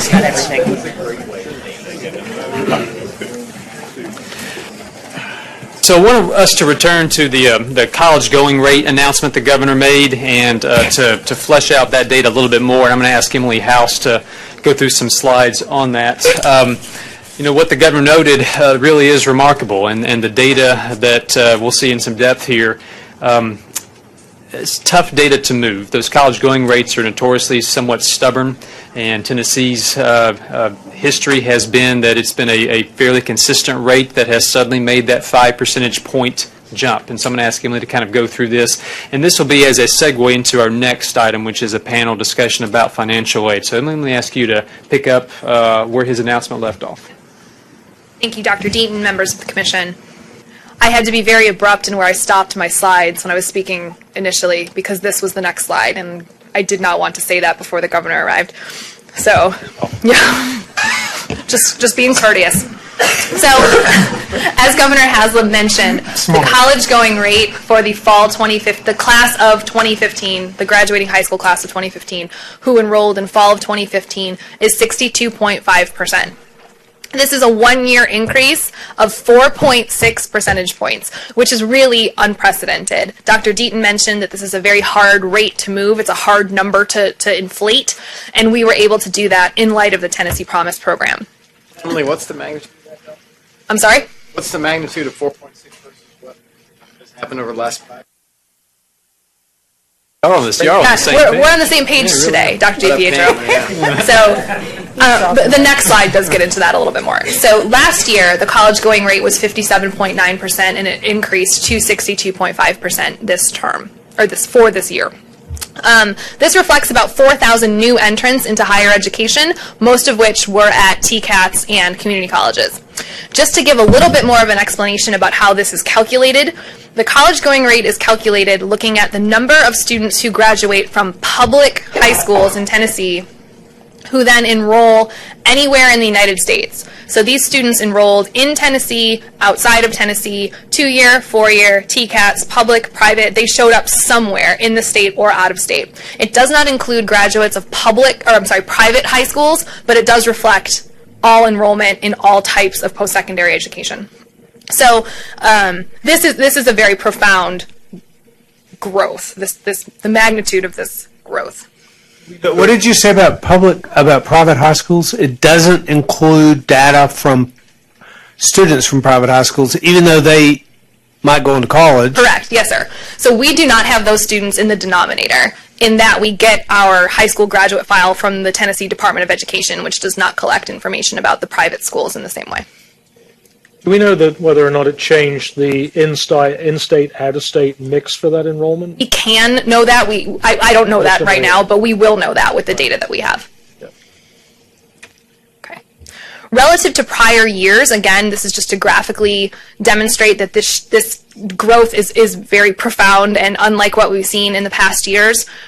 looking from 2007 forward, really all of this variation here is just noise. It's just natural fluctuation in some of the counties that have a small number of students who just kind of vary, having 1 or 3 or 5 additional students enrolling in a given year. It bounces around sort of naturally to then this more substantial jump coming into 2015. So Dr. DiPietro, I'm not sure if this reflects your question, but so again, just for my visual learners in the room, this is a very big jump that is unlike any growth we have seen over the past decade.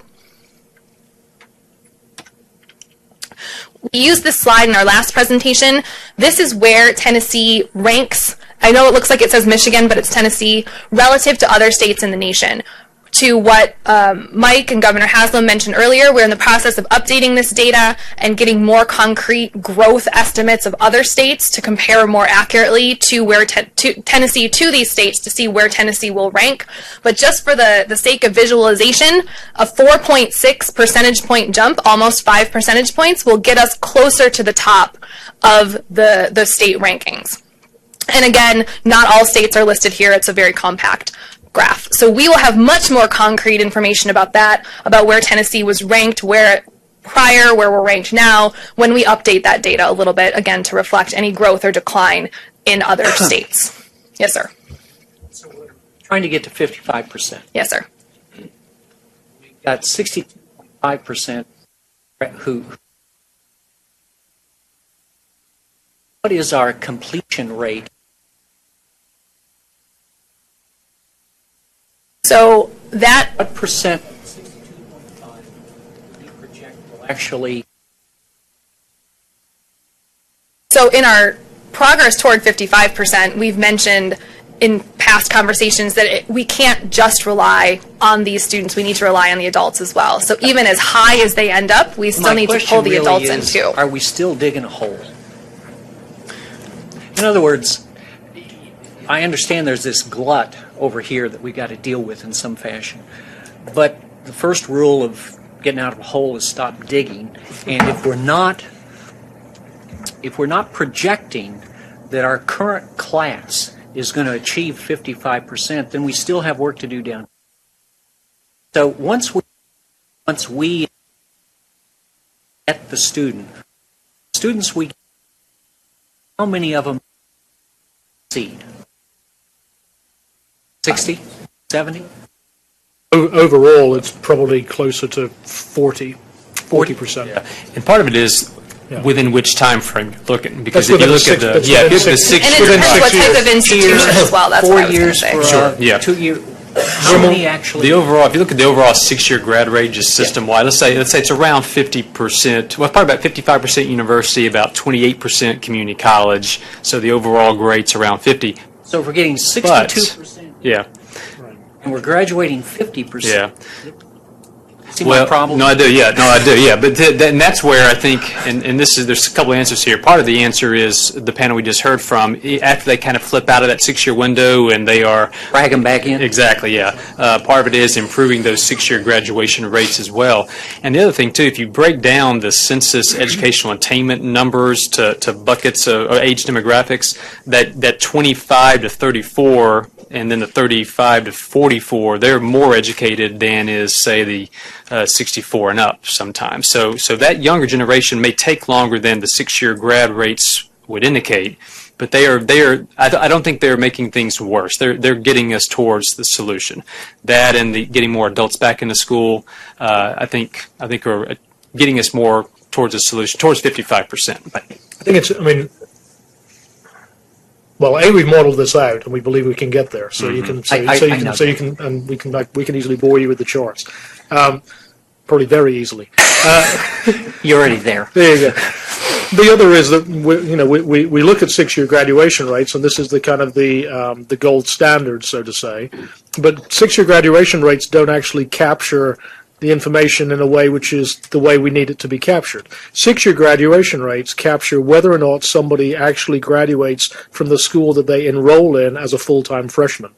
So Right. Well, so for instance, a student who, now I know that we've changed the methodology a little, so it's now the case that for instance, community college students, that 28% number is the proportion of those students who graduate from a community college within a 6-year number. So if they graduate from a university, then they actually, then they're not in there in quite the same way. It's 90%? No, it's not. No, and you're So if 60% enter, Mhm. you have to get about 90% through the pipeline? But actually, what we also need to do is to look at. We're not looking at 6-year. We're looking at lifetime, right? So there's other slips to this. So Another interesting thing.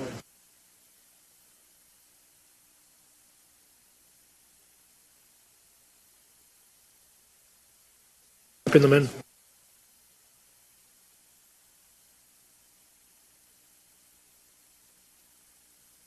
We're net importers. That's Yeah, we right. are net importers. We're net importers. Campuses that are on the border. That's right. Yeah, the data that Dr. Alex Gorbanoff showed was at last meeting, 2 meetings ago, where we tracked the non-residents who came into our schools, and it was overall, I think, half or so, and I'm generalizing here, stayed in Tennessee, and it varies by campus as well. Dennis, you want to add something? There's one more piece, and that's those 80 adults that move to Nashville every day. Yeah. Many of them come with college degrees. Yes, indeed. But I mean, you're right. I mean, we're committed to. I mean, and I think we talked about a lot of the things we're doing, and I've also not talked about a lot of the things we're doing to gradually, significantly increase that those graduation rates. Great story. I mean, we have a great story, but it seems like there's more. I see a county here, and I'm not a Tennessee native, so I'm not quite sure. Where is Moore County? They've got 74.2%. Where Jack Daniels is. Oh, 74.2% of their graduating seniors enrolled. It's in Middle Tennessee. Grown that from.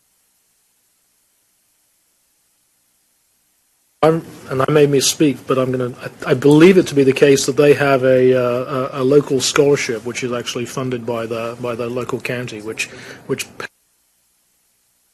students to get. I believe that's right. Not low down in Oh, you're Moore right. County. Yeah, it's in that area. So actually, that is a perfect transition to what I would like to highlight just very briefly about the college going rates by county. So in front of you, you should have two documents. One is the table that Mr. Wilson was just referring to, which lists all 95 counties in Tennessee from 2009 to 2015, what the college going rate in each of those counties has been over that time, as well as the column all the way to the right reflects the delta, the difference between last year and this year in light of Tennessee Promise. If Matt Freeman could wave. Everybody say thank you to Matt for putting that table together for us. Thank you, Matt. There are a lot of numbers on that table. I'm happy to discuss them with anybody who has interest in particular counties, such as Mr. Wilson's question about Moore County. I'm happy to talk about anything at the county level as appropriate. Also, in front of you, you have a wonderful infographic. If Kate Derrick could now wave, she gets full credit for this infographic that breaks down what the college going rate has looked like in the past as opposed to now. Some of the counties that had the most substantial growth over the past year, as well as the college going rate of some of the largest counties in Tennessee. So again, if you have any questions about any of this, please get in touch at any time, and I'm happy to discuss them. So some of these figures up here I think are very interesting, but that is just kind of how I'm wired. So if you don't think this is interesting, I apologize. But if you look at the college going rate among the top 3 counties in terms of number of high school graduates, those are Shelby, Davidson, and Knox County, the college going rate increased almost 2 percentage points over the past year, whereas all other 92 counties combined with those 3 removed went up about 5.5 percentage points. This point relates to the conversation we've had in the past about encouraging counties to really buy into increasing their college going rates. Some of these smaller, and I know Mike Krause has talked about this a great deal, it's unfortunate he needed to step out, but to tell some of these smaller counties, if you increase your college going rate by 1 percentage point or 3 percentage points or 5 percentage points, in many of these very small counties, that's 5 or 8 or 12 students, because the baseline is very low.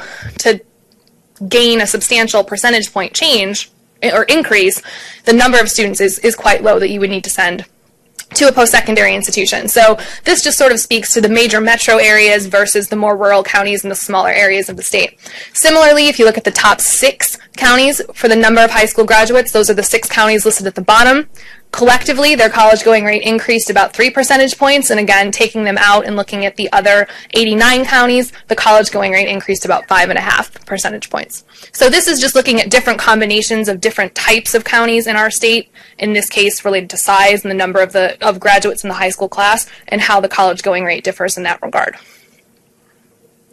And finally, before we pass it over to the financial aid panel, there is a lot of, there was some conversation about whether counties that already had a program similar to Tennessee Promise, which is a Tennessee Achieves county, would see as dramatic an increase in college going as the rest of the state because they were treated prior to the Tennessee Promise program. And by treated, I mean students who are graduating from high school in those counties had access to a Tennessee Promise-like program, which was Tennessee Achieves before it was Tennessee Promise.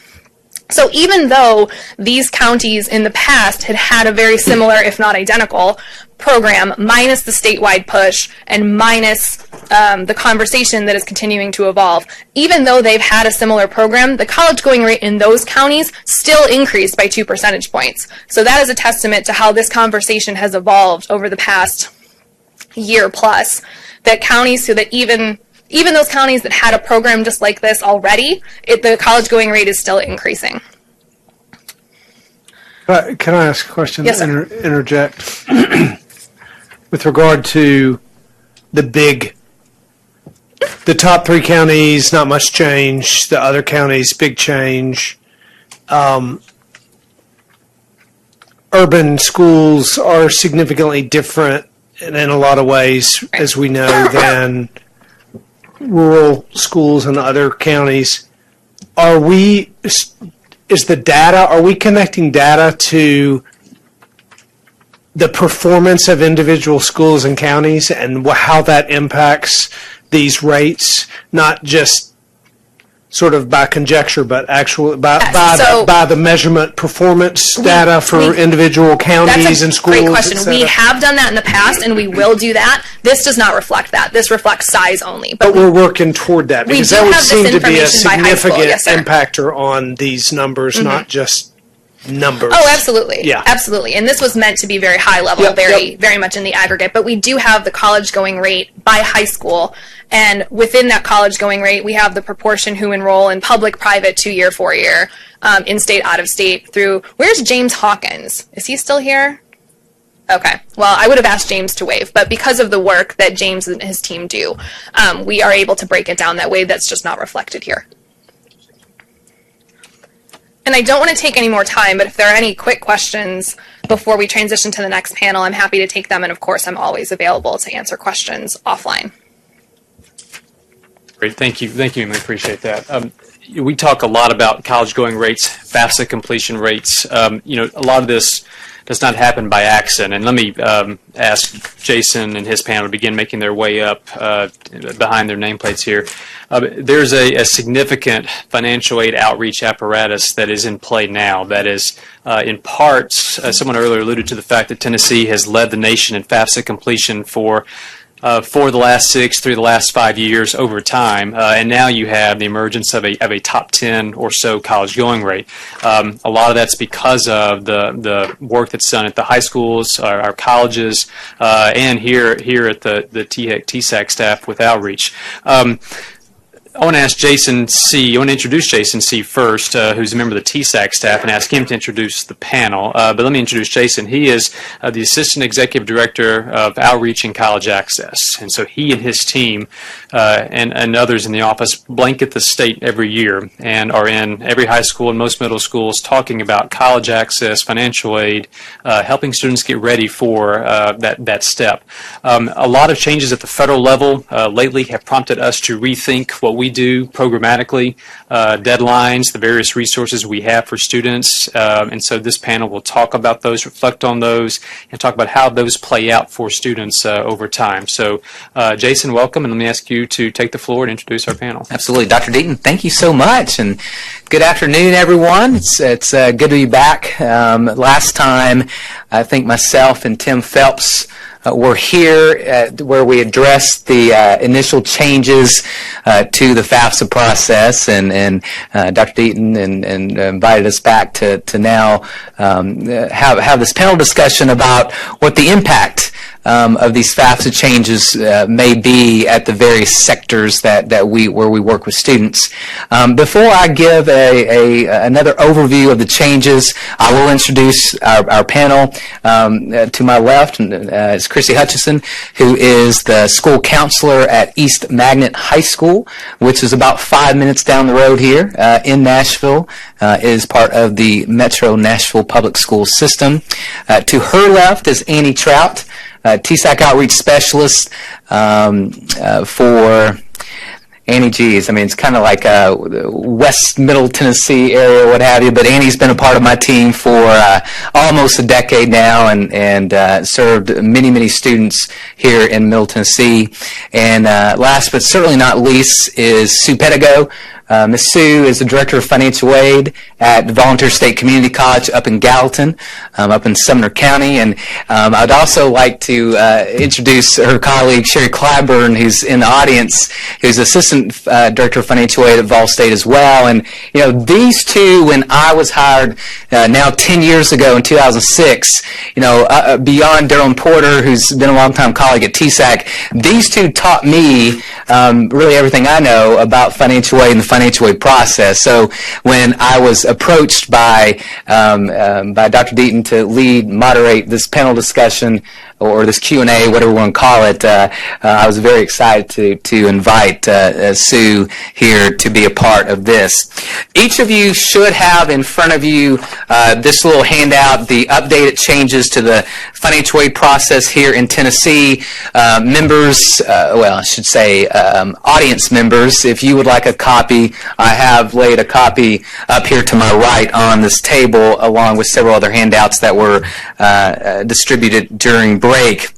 But the FAFSA, the Free Application for Federal Student Aid, better known by its acronym, the FAFSA. This is historically the application that students complete each and every year to apply for federal student aid, which consists of the Pell Grant as well as student loans.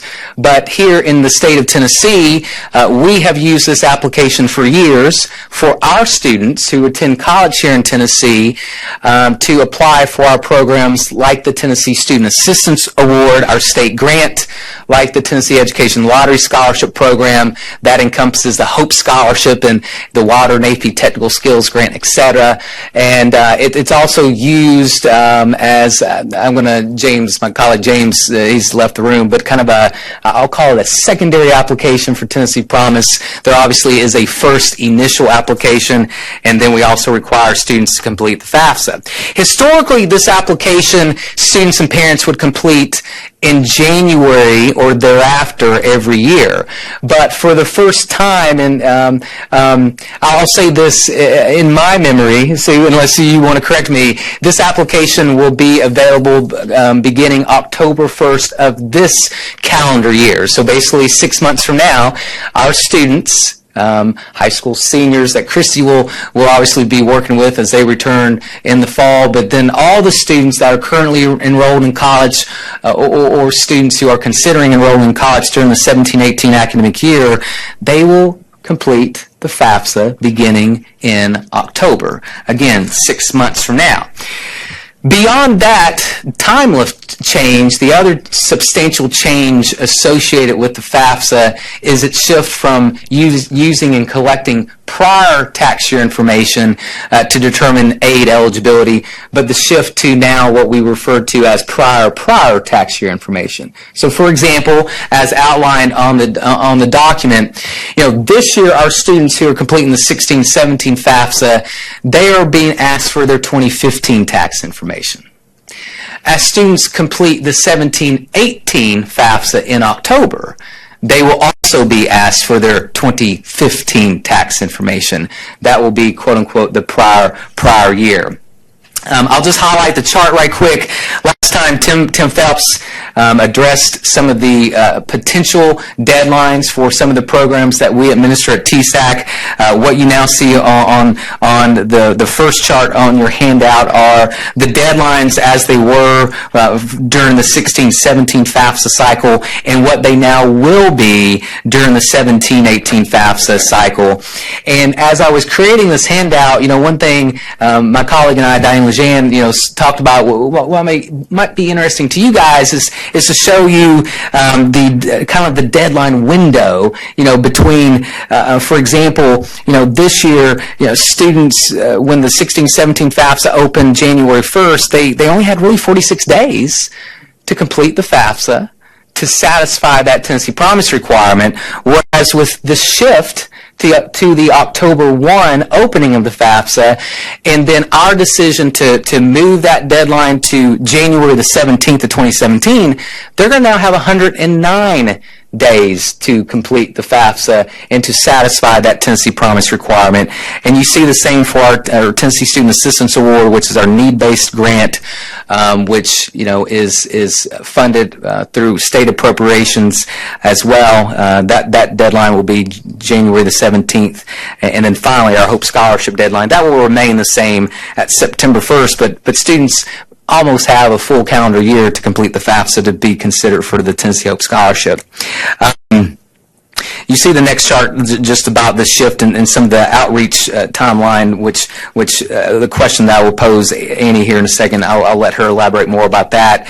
The other thing to announce, colleague Troy Grant I saw left earlier, but there's a team of us, many of us in which are in this room. I'm looking at Mary and Lisa and Courtney in the back and Daryl to my right, and Mary Ann and others who are now working together to plan what we're going to launch this fall as a Tennessee FAFSA Frenzy initiative. Yeah, we like that. Is that alliteration? Is that right? When you have two F's, alliteration, I think. Anyways, we like the catchy term, but the idea is to obviously promote, again, FAFSA completion amongst all students, no matter their age, no matter if they're taking advantage of the Tennessee Reconnect program that Jess and Marianne are leading for THEC, or Tennessee Promise programs, or any of the programs. That will be launched this fall, and to begin with a series of workshops that we have planned for Tennessee school counselors, high school counselors like Christy and other high school administration to introduce them to that if they are unaware of the change into the FAFSA timeline. Finally, and then we will, I'll start with questions. One thing that you may hear as specifically probably as maybe Sue addressed some of these questions is that term verification. And just a reminder for commission members and everyone in the room, verification is that dirty process that's unfortunately or unfortunately, whatever, everyone has an opinion, that some students' FAFSAs are selected for this process known as verification, which basically has students and parents to submit some additional material so that then the Sue Pedagogos and Sherry Clyburns of the world can then award that student's financial aid. And this is a process that unfortunately, for whatever reason, trips some students and parents up, and that's something that we may you may hear that word here in a bit. So that said, my first question to all three panelists is actually going to be the same question. And since Christy, since you are to my direct left, we will start with you. As I've outlined these upcoming FAFSA changes, do you feel these changes are positive for the families that you specifically serve at the high school level? Thank you, Jason, for having me, and thank you for giving me this opportunity to speak on behalf of Metro Schools.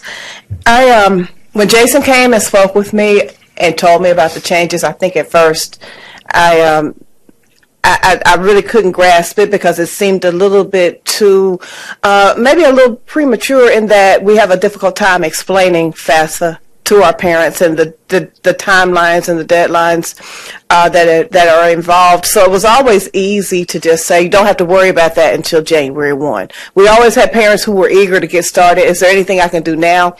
And before we tell them that they could go ahead and obtain their PIN number, then we changed that this year and told them they had to obtain their FAFSA ID and that they could go ahead and begin working on that with the email address. I think what we came to agree about was that it might be a little bit more accessible to parents, and that we normally do the college fair. The Metro College Fair is generally the end of September, and we do a really big push. I'm with East Nashville Magnet, so we push all of our students to go. We try to give incentives for even the ninth graders to attend, and especially the seniors.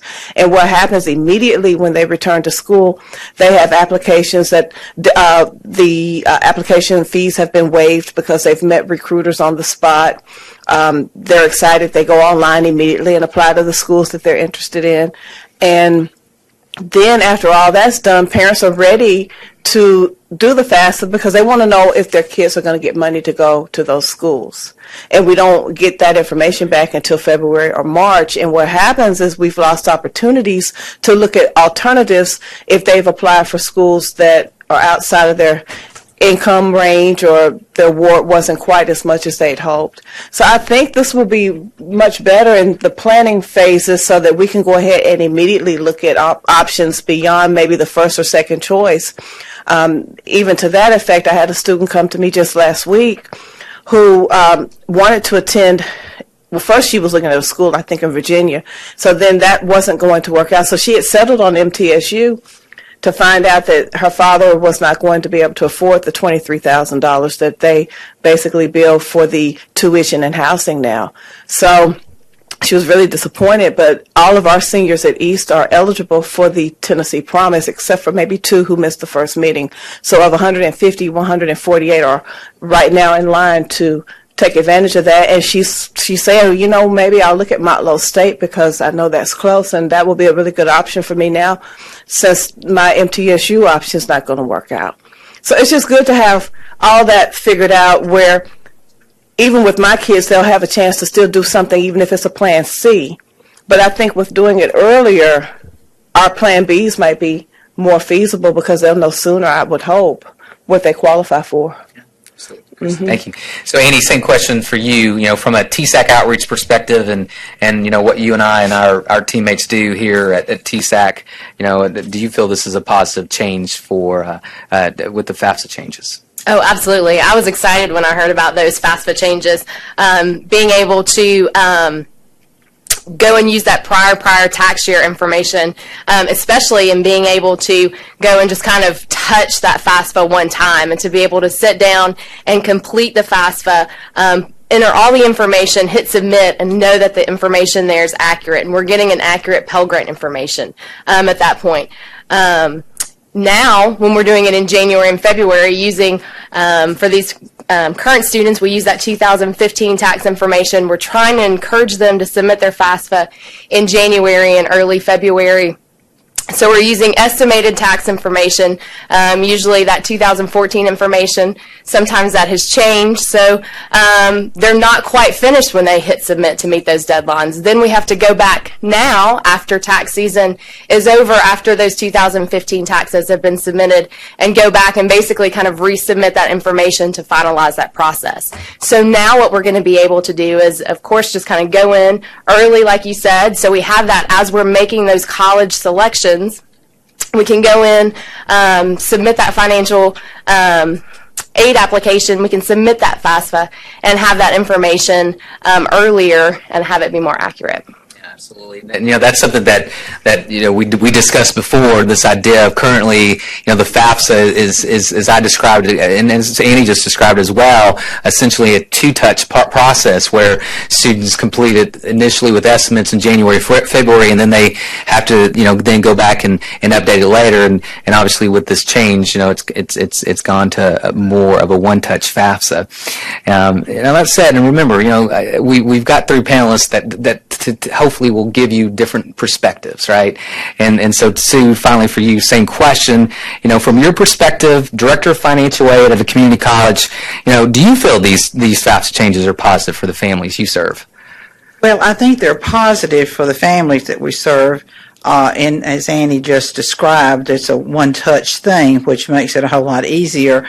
Of course, not everyone will be able to use the data transfer, right. So that will be a little more difficult.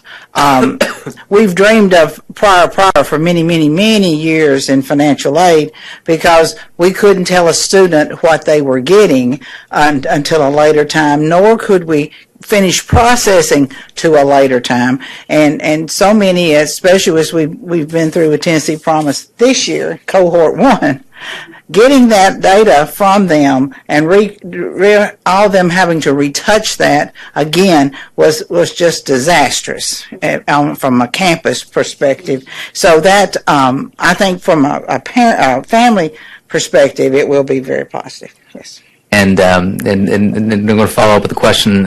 There were a couple of questions for Sue here in just a second. But to that point, in talking about these FAFSA frenzy, this campaign, these workshops that so many of us, whether it's my team, whether it's Sue's team at Vol State, and all the colleges, whether it's UT, MTSU, ETSU, any of the THEC schools that help and assist.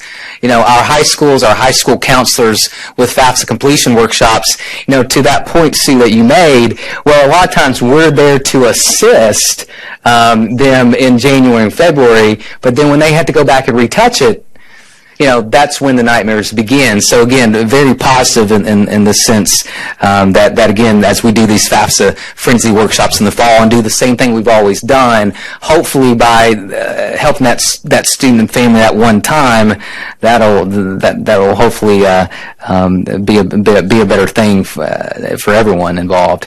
So Sue, next question in terms of positive to families, but specifically from Vol State, and then speaking somewhat from an institution's perspective. And how do these upcoming changes directly impact you and the colleges and the financial aid offices, you guys that actually administer, all this financial aid? Well, I think it'll be very confusing. And I say that because at that October 1 bridge date, we will just have got them funded their money for fall 2016. They were just walked away with their loan money, any Pell money, and that kind of thing. Then we're going to switch gears and go to 17, 18. So that is in October, but they won't see any of that money or any of that quick turnaround until August of 17. So there's a lot of time in there and confusion. And from my perspective in our office is trying to deal, you're talking about now? Are you enrolled now? Are you a prospective student? Because one of the biggest things we have is communication with those students. So I think it'll be difficult on the financial aid office end. It'll be a real learning curve, not to know what to do, but to know whom we're dealing with at that very moment in time. I think it will just be gearing down from fall registration and getting ready to gear up for spring when we'll be doing the frenzies, So all that included, So it'll be a full fall, I'll tell you that. There's another word, frenetic, I think, comes to mind. I mean, I think it'll be a frenetic fall. And Mary, I hope you're all these notes back here. We may toss all this with all this FAFSA frenzy stuff. Sue, go a little bit more in terms of the process, and perhaps you might have addressed these later, but Christy, you brought up about maybe students being prepared with their financial information sooner. So this is year one. From your perspective, I'm going to get the sense from a lot of schools, whether they're THEC schools, UT schools, TBR schools, etc. Is the idea from Vol State's perspective, are y'all planning to get those packages out sooner, or still at least for a year or two have the same timeline? What's the thought on that? Well, I don't know. Just to be honest with you, we hadn't played that deck of cards yet. That's fine. I know the push is, and from a community college, most people are choosing to come here because it's Tennessee Promise, or we have a program they want. We're not in competition with UT and sometimes MTSU and those kind of places for those students. Well, I know that when they're going to be pushing us to make awards sooner, and we certainly will try, but we'll have to convert our banner system, our computer system. We'll have to be able to do virtually 3 years at one time, and those kind of things will be very hard. Probably we won't do it until out into early spring. We don't do it now until late spring, and from my office, and we try to have them out before June on our office, and then we just, but But we get a lot of students in July and August applying, and so we have to continue that process. It doesn't just end. But I would anticipate that. I know the push is going to be for us to get them out. But the same way with THEC has to get all their information to us, Lottery has to get all their information to us. I mean, there's a lot of pieces in this puzzle. That's why I say I don't know. But we will be trying to do that a little earlier. And I don't know about, well, I'm sure for the larger institutions that would be less. But we don't, see, even the feds don't update their stuff. So we got to get their stuff updated, and then we got to get Banner and our stuff updated. So that's a lot of updating all in the midst of all at one time to get that to work. Incoming freshmen won't know a word about it. It'll look just as simple as rain for them. They went through, they did it in October, they got their award letter in January or February, and bam, they were ready. But these returning students who are just getting money and just getting started, and then all of a sudden they got to apply for 17, 18, they're getting information about 17, 18, you get information about other things you need for 16, 17. A lot of confusion, I think, for that part. I like prior. I just don't know if I like the early part. And I think the point, and one reason I've selected these questions to pose to the panelists is right. This sounds like a really, really, really good thing for the students and families we serve, and I think it is. Just understand the mechanisms of how the system that is higher ed all works, together. Right? There's inevitably probably going to be some bumps in the road that we experience throughout this process. So just kind of remember that. Chrissy, shift to you. That same question in terms of for about where I said, Sue, how does this impact her and Vol State from a high school perspective, from an East Magnet perspective? How did these changes impact you and how you work with families and stuff like that? Well, I think at East it'll probably be very beneficial in that our parents are motivated, and we've had a 100% graduation rate since 2012. So having our students and our parents on board early, we always have a huge senior parent night in September where we go over the steps to applying for college, and we always put at the end of the slide the annual financial aid presentation will be in November, and so we invite them to come back. We generally have parents who have had other students to go through this process, so we don't have a huge curve where we have to teach, although we do have parents who are a little uncomfortable with filing online because, of course, that's relatively new, and that I guess in the last decade or so that had been on paper. So some parents have some issues with the technology and having access, but their students, their children are very savvy. So if they're comfortable with giving them their information, they bring that stuff with them to school, and we make sure we give them computer access. And I noticed if they ran into any issues, Jason was available by phone. I could just give them his number, and they'd have it worked out within 10 minutes, really. It happened. Oh, we did a good 2 weeks of that, and we were able to get pretty much all of our seniors registered. So I'm thinking if they know they can go ahead and get started with prior, that could increase that should alleviate some of that stress, because a lot of parents just don't feel comfortable using whatever they did for the prior year, in that they're expecting to update right away in January, and they wait beyond the first to go ahead because they don't want to go back and hit it twice. Right. And that, when we've had Jason to help us at East, it's because they've had to go back and touch it twice. There was some issue that came about because of the estimating.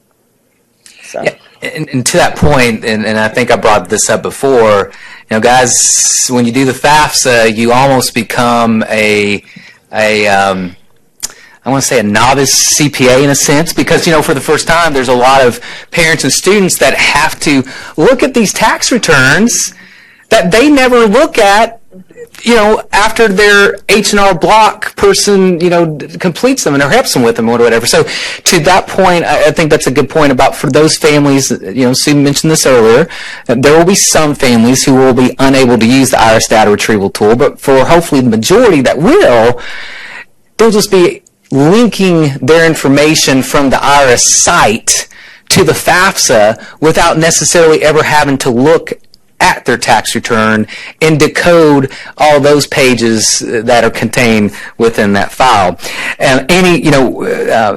Christy mentioned about presentations and obviously that's what you and I do and our colleagues or whatever. So if you will, to everyone, what impacts does this have on the THEC outreach team?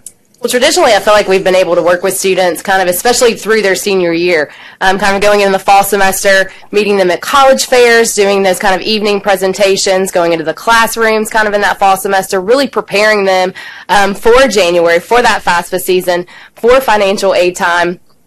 And then going in during that time period and really working with them with FAFSA workshops. Unfortunately, it's going to speed up that process, I think, for us a bit. So next year, hopefully we'll be able to, sit down and work with those students and families, talk to them and kind of educate them about that process, about the different opportunities they have for state and federal financial aid. And then hopefully, like you were saying earlier, maybe while they have that excitement about college and about the financial aid process, while they have that information fresh on their mind, then we can sit down with them and actually say, hey, let's do this FAFSA now. Let's see how much you're eligible for. Let's see what that, Pell Grant's going to be. Let's see if you're eligible for that state grant. Do you have that 21 on your ACT? Yes, we can say that you've got that Hope Scholarship. So then we can kind of see that financial aid package, I guess, kind of from that state and federal aid level, and they can see, where do we want to submit those admissions applications, and then kind of go from that perspective. Sue, what aspect of this financial aid process, and for those of us who are following along, I am skipping the questions for a second now, Christy, I'll come back to you, but what aspect of the financial aid process takes up the majority of you and your staff's time? I think a lot of that has to do dealing with students either on the telephone or in person in front of you. Verification is a very time-consuming process, but you can isolate it to one or two people to handle that. But the calls and the conversations, the confusion is I think takes up the biggest portion of our time. Because in my shop, my people are specialized. One does verification, one does loans, one does scholarships. So we have what we do and how we touch them are different, a little bit different. So if you're doing verification, you can keep doing verification, where these on the front line are getting the calls and the people standing in your face and the parents and needing assistance on the computer. So I think dealing with them individually takes up the biggest portion of our time, individually serving them as best we can. Yes. Right. And Annie, I thought you were about ready to say this, and so I'm going to ask this question next to you. In terms of the struggles that you and I see, what do you feel is the biggest struggle for parents and students as it relates to the financial aid process? I mean, I think it would have to be deadlines. I feel like just with the financial aid process, with just the college going process. There's so many deadlines that students and parents are going to face. We have the admissions deadlines. We have the institutional scholarships deadlines. We have the housing deadlines. And if we're looking at and comparing more than one college or university, those are going to be different at each college. So we've got multiple deadlines for that college process going on. We've got the local and private scholarship deadlines that are going to hit them as they go throughout their senior year, that counselors and community leaders are trying to stress the importance of students looking out for those and applying for those. We have our deadlines as the state financial aid. We've got the Tennessee Promise application deadline, and then the requirements are basically deadlines. We have the TSA deadline, and we have Hope Scholarship deadline. So the list can go on and on and on. And these seniors are doing this on top of their senior projects for graduation, honors classes, dual enrollment classes, signing up for another ACT or SAT test date so they can up those scores to be prepared for scholarships or to hopefully get more of that money. And then, of course, a lot of those students are working to help support their family financially or to kind of save money to go to college. So all of that is just a tremendous struggle. And imagine if you are a parent who didn't go to college yourself and you're trying to help your son or daughter navigate through this maze. I think students in Tennessee are lucky. I think that we have lots of great resources and organizations that are going into the classroom and trying to help these students. We have fantastic guidance counselors and people at the colleges that are helping them out, but still I think it's a tremendous struggle that these students are dealing with. And you mentioned the parents who never went. Guys, and Annie, I think, I'm an example of a first-generation college student, and she just, talked about all these deadlines. I remember the first time, going through this process, and I never had used a calendar before, in terms of when I entered college and when the professor gave me a syllabus and, basically, and this idea of like you said, all these deadlines related now to the senior year of high school and applying, that can be a tremendous hurdle, and, it's something that we, as we do presentations, we always say, not to be old school, but guys, get a folder, get a calendar, and basically write out intentionally, here's when I need to do everything so that I can have all my I's dotted and T's crossed. Christy, a couple more questions, and then we'll open it up to any questions if anyone on the commission has any. But as a school counselor, what takes up the majority of your time? You mean beside testing? Well, and here I put this guys. When I gave them these questions, like in parentheses, I kind of not to push them or whatever, but no, including testing. I mean, because I think there's this idea, perhaps a misconception, that it's your job to help them through the college process. And God bless you, you've got tons of other things that you have to do. Well, Annie already sang my song, and you've alluded as well. It would be the deadlines, because what happens, and I had one of those, I've had a week of it, even before coming today. I had a couple of students come in who were tearful because of something had happened. I've got one young man who I've worked with all year because he lost his mother 2 years ago. His father is poorly educated. He told me himself he cannot read. And this young man who I love dearly had gotten a traffic ticket, and he got it when he was 17. So in the process of turning 18 in March, mail had come to the home, and Dad didn't open and read it or let the young man know it was there. So I've gotten a call from him today letting me know that he has spent the last 3 or 4 days downtown over here next door, and I've been looking for him. Grandmother didn't know where he was, and he's been locked up because he couldn't pay for the ticket. And now he's 18, so he has to serve. And he's very smart. He's just that close to finishing high school. He still needs to turn in his English paper that was due Monday. And so when he talked to me, he wanted me to let the English teacher know he's going to do his best to be at school tomorrow. So, those are burdens that I carry with me when I leave there. He's one of those kids, if I could, I'd take home. And he's just one of several I've had over the years. So, that's consumptive because I'm keeping that on my mind. Right. But in the meantime, I still have to make sure that we follow through with the grades, everything's documented in the computer properly. And what I normally have to do, I carry all the seniors at Easton, and I really like how we have it set up because most of the high schools are now SLCs, small learning communities, and each counselor carries 9 through 12, and I've done 9 through 12. And what happened when I carried them, the 12th graders always dominate your day because they have deadlines. And the only way I can get any of it done, if the day is supposed to end at 3, mine ends at 6 or 7. It just depends on what's due, because I can't just shove that pile away and say I'll come back tomorrow, because if that's due tonight at midnight, I find myself there taking and sealing the envelope and carrying it to the post office so I can watch them stamp it with the date stamp saying that it made it on the 15th. I had several of them do last week, scholarships. It's very, very overwhelming. And I think I do it the way I do because I had good guidance counselors when I went to Hillsborough, 1 or 2 in particular, who just knew that I needed that extra help. They watched me from the time I was a 9th grader when I came and I wouldn't go to class until they saw me because I had stuff that happened at home that night, all the way up until when I was preparing to graduate and didn't know if I was going to college and how I would get there, and they made sure. And I owe them everything. So that's everybody may not have that story, and that's why it's not so much of a burden to do extra. But it takes a whole lot more than just working from 8 to 3 or 7:45 to 3:15.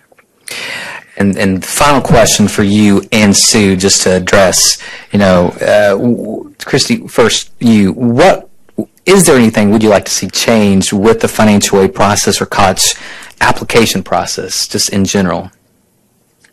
That's difficult to answer in that it still goes back with what Annie said. You're comparing so many different apples and oranges. Everybody's just got something different, and you're looking for that perfect fit. I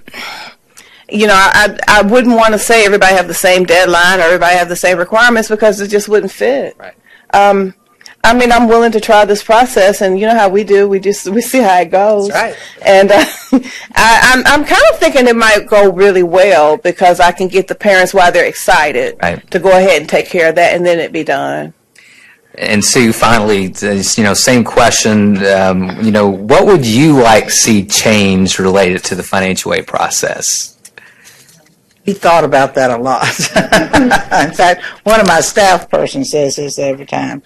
She hates change. So, as you know, in this world, in financial aid world, there's nothing but change. What you did today, you won't do tomorrow, and next year will be totally different. So, if anything I could change would be not as many changes happening every year. One thing, and I know there is some talk about this, is when we created Tennessee Promise, we already had hope. We didn't sync up the requirements. The retention requirements are different. And now we've got Connect coming in. They're not exactly going to be the same as Promise. So from my perspective, that's a lot of extra work. We have to figure the Fed's retention, whether they can keep it or not. We got to figure Hope, whether we can keep it or not. We got to figure Promise, if they can keep it or not, and now we'll have Reconnect. So I'd like to see some kind of continuity between all of that. Because they can lose it, just for example, they can lose it because they didn't meet the Fed's regulation as far as Hope is concerned, but that doesn't affect Promise. So I'm going, okay, today, no, tomorrow, no, yes, you can. So sometimes it gets and it makes for errors, easy errors. So that's what I'd change. A great answer. Well, Dr. Deaton, that concludes the questions I had prepared. Commission members, y'all have any questions for our panelists? Can I make a comment, Brett? Sure, Claude. Yeah. So, especially as it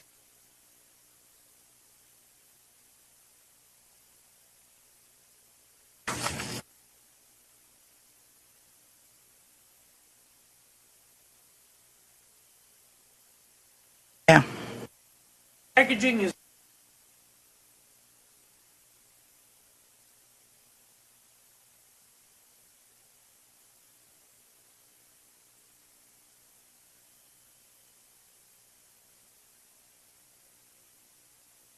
your institute.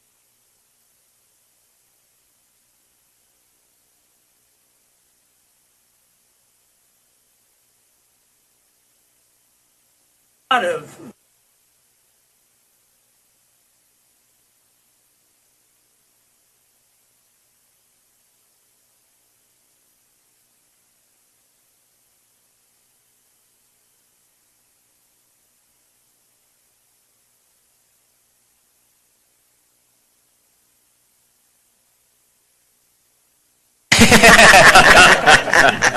And the federal government doesn't tell you how much money you have until April.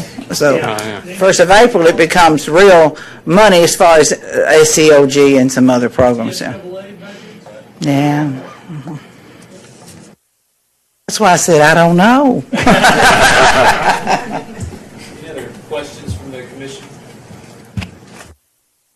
Okay, well, thanks to this panel. Appreciate y'all coming up here.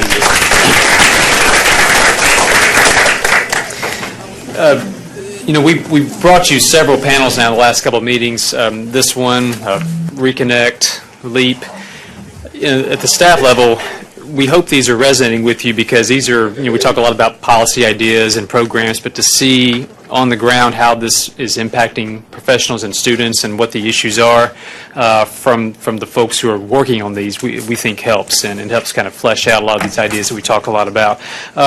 You know, the last time we were together, we had an Adult Reconnect panel, and to end up this section of the agenda today, I want to recognize, is Blake Walker in the room? He was? Okay, well, the timing here is bad. I want to recognize Blake one way or the other, though, because Blake was on the Adult Reconnect panel in at the last meeting, and Blake will actually finish. Blake. Good timing, Blake. Please come in and stand right there. I won't embarrass you further. Blake, you recall, was on the panel that discussed a lot of the adult learner efforts last meeting, and Blake will graduate from Austin P next month with his bachelor's degree. I hope that's right, Blake. Yeah, I've got about 7 days left. We'll attend every one of them, I'm sure. Yeah. Anyway, congratulations, Blake. Yeah. Blake, what about final exams? Details. Thanks, Blake. Congratulations.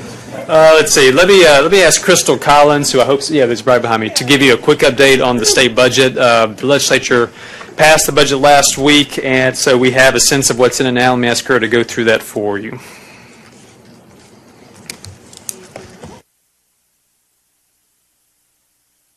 Good afternoon, Dr. Deaton, members of the Commission. As Dr. Deaton mentioned, this is a very high-level overview of the budget. We don't have any enrolled language yet. We just have the Appropriation Act, the amendments that were passed, and so it's still a little bit fungible, but we did want to at least go over some of it with you so you can see what did happen last Thursday when they passed the budget in both the House and the Senate. It's a banner year for higher ed. So we're going to do pretty well in the budget, looks like. Total recurring appropriations of about $1.365 billion. This is an increase of about $86 million in recurring funds, or about 6.7%. Nearly $60 million of that is in operating funds to our formula and non-formula units. At least in my recent memory, and Dr. Deaton can correct me, this is the most money we've received in new money in a given year, certainly over the lifetime of the outcomes formula, but at least within the last 10 or 15 years. Also, as part of the budget, there's about $50 million in non-recurring appropriations, which also, as part of that, about $16 million in Drive to 55 and THEC administered programs. So we're just going to look at this a little bit more closely. You will recall back in November when we met and talked about the funding formula, the Commission made a recommendation for about $40.9 million in total operating dollars for our universities, community colleges, and TCATs. The legislature and the governor have seen fit to actually give us more than we asked for. And so we're looking at about $50 million for our outcomes formula units and our TCATs, broken down into $46 million for outcomes formula units, $4 million for our colleges of applied technology, and this is about a 5.7% increase over 15-16. The original request was only 4.7%, so we're getting another 1% increase. We're also going to receive about $13.2 million in new money for the TSAA, and that's that need-based grant. This is not actually fulfilling everything that we asked for the TSAA. We did ask for 28.6, but we're very thankful for the 13.2. That's going to service about 7,000 additional low-income students in 16-17. $9.2 million for our non-formula units. Again, those are our medical schools, our agricultural units, and then those last two for our group health insurance and 401k matches for our institutions. Looking at our Drive to 55 and THEC administered programs, you all should be very familiar with LEAP. This will be our second year of having $10 million to distribute through the LEAP program. We're looking forward to having that grant process again. Additionally, I just wanted to draw your attention to the $1.6 million for some of our competitive grant programs. The Tennessee Promise Forward grants, this will be the second year of these grants, which are going to focus on Tennessee Promise students at our community colleges, TCATs, and the participating private institutions, a competitive program to try and fund some plans to help those students be retained and complete at higher rates. And also, personally, for Stephen and I, the Institutional Outcome Improvement Fund, this is going to be administered by the two of us here at THEC. This $800,000 is going to go to institutions to try and help those who have some deficiencies in their outcome improvement or in their outcomes from the outcomes formula, to try and get these institutions back on track and perform better in the outcomes funding formula. Questions about these? We can provide background information on any of this, for instance, the College Advising Corps or anything, if you have additional questions. Looking at other recurring improvements, as part of the request back in November, we did identify 6 strategic initiatives for our non-formula units, and one of those initiatives, it appears, will be funded as part of the 16-17 legislative budget, and that is the federal match at TSU, this $1.04 million at TSU for their federal matching program. We're also going to receive some money for some new positions here at THEC associated with Focus, which we've talked about before, and then it appears there are going to be some positions at some other of our non-formula units. Non-recurring, this $3 million for the UT Health Science Center, this is year 4 of 5 of this program, and this is looking specifically at working in concert with St. Jude to increase the number of pediatric physician scientists at St. Jude Hospital, and this is a in-kind match, I believe. And so, like I said, this is year 4 or 5 for that. And then we're also looking at $150,000 for year 2 of the Achieving the Dream and Nationwide Community College Quality Improvement Program. Last year, in 2015, Roane State and Jackson State participated in this program, and this is just to increase the quality of our community colleges and their outreach to their students. Capital projects. I found it interesting how much the governor talked about capital projects today as part of his discussion of Focus, because our role in that process is going to change immensely going forward, and we're going to be much more involved in the front end of that. And so this discussion will be very different in future years. But of the recommendations from THEC, we recommended 5 projects in November, or 8 projects in November. 5 of those are included in the final budget. Including the Drive to 55 Capacity Fund. You'll recall that that was our number 1 project. We requested $10 million. The governor and the legislature have seen fit to give us $24.25 million. This is a competitive grant process that you'll be hearing a lot more about. Many of you will be involved in that process of identifying institutions, opportunities to increase the capacity for producing graduates. And so this is not meant to be a capital outlay where you build a new building necessarily. It's meant to increase program capacity to create graduates. Yes. So the Drive to 55 Program Capacity Fund, you're going to hear about the RFP sometime this summer. It's going to be in the next couple months. The RFP will go out, and then there will be an extended time period. That RFP will be open longer than some of our others have been, because we know it's going to be an extensive process. Dr. Deaton, any? All right, yep. Okay. Very soon. I'm trying to finalize that now. And I think the awards themselves will be available in the early fall. So this idea of additional capital outlay projects. So this is where institutions are right now identified to receive additional capital outlay outside of the THEC recommendation. About $12.7 million, including some of this is just some cleanup. For instance, the phase 2 of the UT Joint Institute of Advanced Materials project, that's something that received funding before during the era, and so they're just now getting to the second phase of that, and that's what that $5 million entails. But we're also seeing additional projects at Walter State to complete their Greene County campus, at Chattanooga State to complete their CTIS building, and at Roane State to build a lab at Campbell County Higher Education Center. And just lastly, capital maintenance, no new money here outside of what THEC recommended, but it was included in the budget for $74.9 million to fund 48 projects at TBR and 6 projects at UT. So that's good that that was kept intact. Any questions? Again, very high level, any changes that comes up, because I believe the Senate is still going on right now, but the budget has been passed, but any changes that come up, obviously we'll let you know. Yeah, Dr. D. I guess I have more of a couple of comments as opposed to a question. So have you conceptualized taking a look at the increase based on the overall spend that we do in higher education from the standpoint of the net here? So in my mind, if we run our numbers, depending on how you run them, of the $124 million in new money that we receive, you can pull out the capital outlay right away as a big part of it.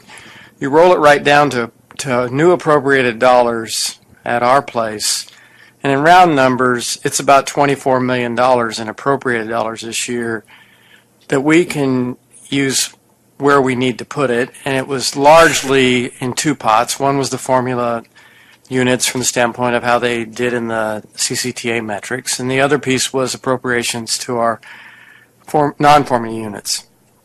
The reality is we spend about and I like the Commission to know this, we spend to run our operation $2.1 billion a year.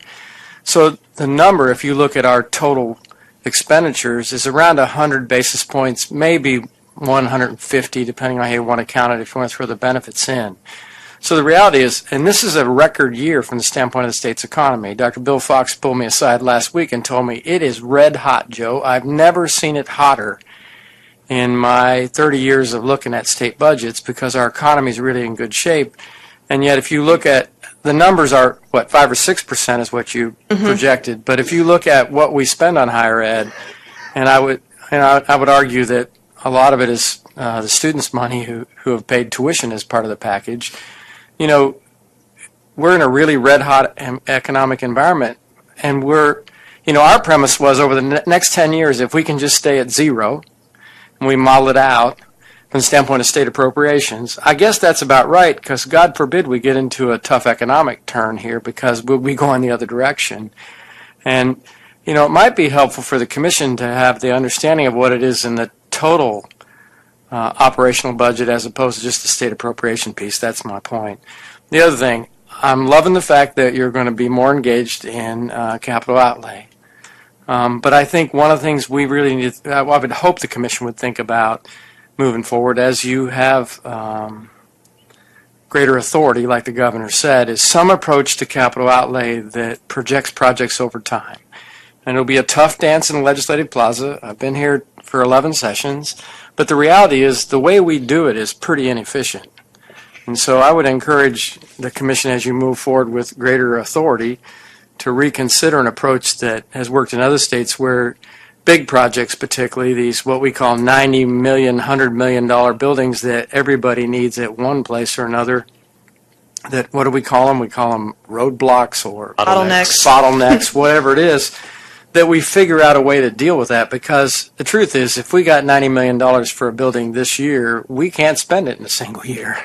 I mean, so those are my two comments about budget. And this is a good year. I'm not complaining. It's a whole lot better than any other direction, but I think the commissioners who are here need to realize that we're happy, but we still have a lot on the back of the institutions, particularly if you hold tuition at a low level. Right. I mean, we're hoping to come in at the HEPI at 2.2%.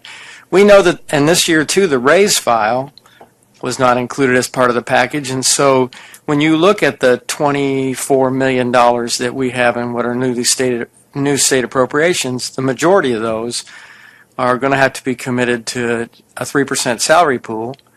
And I think if we look at state's plan for employees, it's a much more improved set of circumstances for other state employees out of higher ed. So we have to, by nature of the enterprise, look at a tuition increase to deal with the differential there too. I mean, we're at about 3% at most of our places. I think the state's proposing market merit in the range of 5 to 6. So we're going to have to figure that all out. Joe, that's well said. And in fact, we were talking the opposite the other day about in the future, when we talk about, in this case, the $50 million, putting it in terms of the total E&G, because of the shifting over time, that denominator shrunk so much that big percentage increases make us feel good, and they should, but there is a context here that's some nuance that's missing. So and we I actually think had a similar conversation. our total E&G for 15-16 was just shy of $3.3 billion. And so, yeah, I mean, in that, you're right, the $50 million is not as large of an increase as it was when our base was $2 billion, which was only 5 or 8 years ago. Right. Thank you, Crystal. Yeah, but let me second what Joe said about the capital, because I mean, I think it's the way we currently do things. We treat these large projects like a surprise. But whereas in reality, I think what we know is, I mean, as a state, what we ought to know is that probably, you know, once every 5 years, we would expect there to be the case that one of those is going to come along. So why not just simply plan for that in some kind of a way? And we never have, so it's not like it's but it's sort of you know, it's. I heard an analogy from a hospital setting that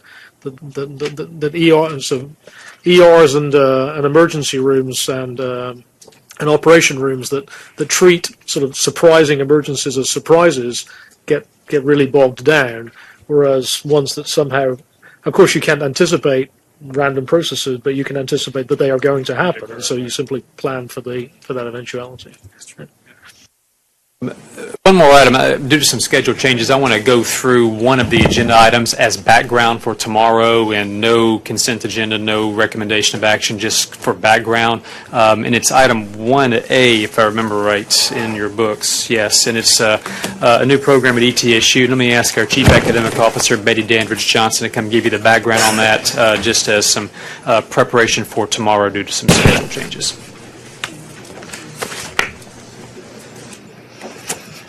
Good afternoon, and thank you so much. The program that Dr. Deaton is referencing is in your notebook under agenda item 1A, and ETSU proposes to offer a master's degree program in human services, and this program will build upon an accredited baccalaureate degree program. ETSU is strategically positioned to gain leadership in this field due to a limited number of master's programs in human services. Throughout the United States, there are currently only 30 master's programs. The proposed program will be the only human services program in Tennessee, and this program will develop a pool of well-trained human service managers. These managers will work in public and private human service agencies and organizations in positions such as child life specialists, family and patient advocates, and community health educators. And as we were listening to the panelists earlier this afternoon regarding Tennessee Connect, I even thought that graduates of this program could even work with the Tennessee Reconnect. Students in the program will be required to complete a 36-hour program that will consist of an internship to gain skills to effectively assist clients in problem resolution as well as personal and social development. The curriculum is academically sound and very rigorous, and the graduate faculty, they have a breadth of experience working with various clients. The program has undergone a rigorous campus as well as board review, and it also did the required external consultant site visit. We did that back last October, and the external reviewer was from Mercer University and highlighted several program strengths such as the need of the program, the faculty commitment, as well as the strong accredited undergraduate program. TBR approved this program at their March board meeting, and the THEC staff will recommend approval tomorrow. Are there questions regarding this program?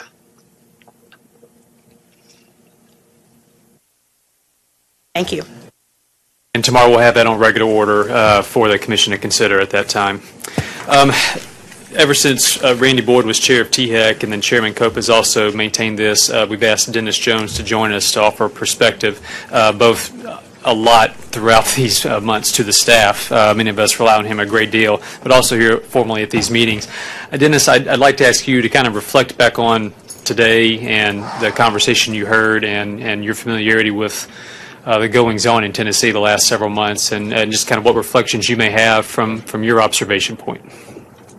I'll be short, but a couple of things. One, I think it's hard to overestimate the amount of work that it's going to take to transition from where you are to what Focus anticipates. I mean, it's a lot more complicated than changing words in a statute. I mean, there's an awful lot of, it's kind of like separating Siamese twins, that there's an awful lot of things to disconnect and a whole set of things to reconnect. That you've thought about some. There will be surprises, I will guarantee you, because there are some things, that I thought of today that I'd never thought about that will come popping up. And a lot of this is going to be just understanding the new role of THEC. I mean, Russ talked about it in terms of spheres of influence and et cetera, but it's, you're not the new TBR. That your job, just because TBR's oversight of 6 institutions is now being undone, doesn't mean that THEC becomes the new TBR. That your role still stays in a coordinating role, not a governing role, and that means that I listened to the governor with his expectations for the agency. You're not going to be the old THEC on steroids either. There are some new things that are going to come down the pike that you're going to have to deal with that haven't been in your bailiwick. And I'm just going to mention a couple. I mean, there's a series of things, and Tristan understands a lot of these better than most of us in the room. But there's a whole set of academic activities around things like articulation and transfer that have been largely done by the academic folks at TBR and working with Joe's staff. But now that's not 2 people working on it, it's 8. And there is no real place inside TBR anymore that's going to handle 90% of that. So, the role of THEC, not in doing it, but in coordinating and ensuring it gets done, just went up a whole bunch. And there's a series of academic activities that are, I call them the among and between activities between the community colleges and UT and the community colleges in the 4 years that had been handled in a governance board sense, largely, that now you just can't mandate the things. Okay, this takes a lot different touch than a governing board can put to it, and so how you keep everybody in harness going forward on things like articulation and transfer is not going to be easy. And there are things like, the one that struck me today that I hadn't thought about is how do you work e-campus? That there's a real requirement for a lot more online education in this state. But now, where's the locus of getting that done? And I don't have an answer, but what has been a pretty obvious place for it, not so obvious anymore. So there's some kind of operational things that come popping up that are real different. On the finance side, I think the role that's really different is that THEC now literally controls the entire general fund operations finance side of the institutions. It's both state money and tuition. So, you kind of control the whole general fund revenue stream of institutions. And that carries with it a very different set of responsibilities than used to be the case. And particularly, there's a set of issues around, and I'll put one on the table, like the ongoing viability of certain institutions. That on the governing board side, some money could be moved around to make sure that starvation didn't happen. It's harder to do when when every institute, and all the four-year institutions at least, are independent of each other. So there's a set of funding on the expenditure level side, not the revenue side, that you have to kind of worry about. That as issues for THEC haven't been there in the same way as they're about to be. And the final thing I would just point out is the governor also made a big issue about policy leadership and the role of the commission. I will just use an example. You were talking about the capacity building grants and accepting putting out an RFP and accepting proposals against that. There's a set of those things where now THEC is going to have to be much more proactive and much less reactive in how you do some of these things. And I can imagine that there are all kinds of institutions lining up and all kinds of communities lining up to say we need a new TCAP. Not just a building, but a whole new institution.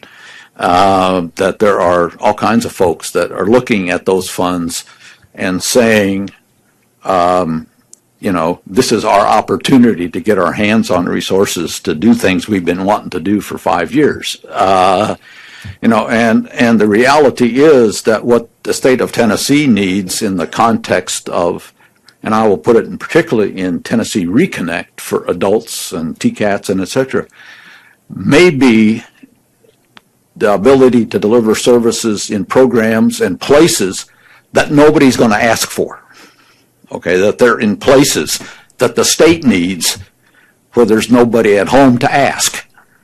Okay, and that's what I mean by being a lot more proactive about. I don't know that that's the case, but I suspect when you start taking a look at workforce needs of particular kinds in particular parts of the state and the capacity that's there or not to deliver those, that there's going to be a mismatch.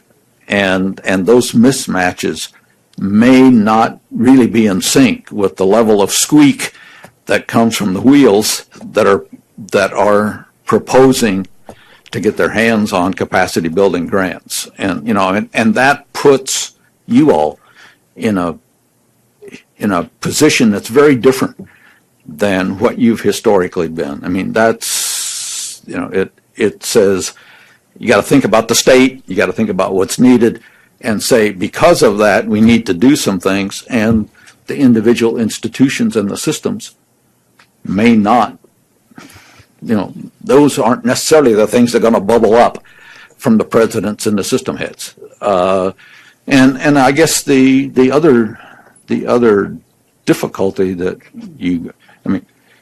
I've worked in several other states that have gone through these kind of changes, and the people in Russ's position in those states would say, as long as there were only 2 or 3 boards and systems, we could get in a room and sort things out and figure out how to go forward with legislative and other proposals. It's over dinner and et cetera, we can figure this out. Because, and I watched it this summer with the capital process, okay, that, it was a really good process. The right people were in a room and agreements could be made.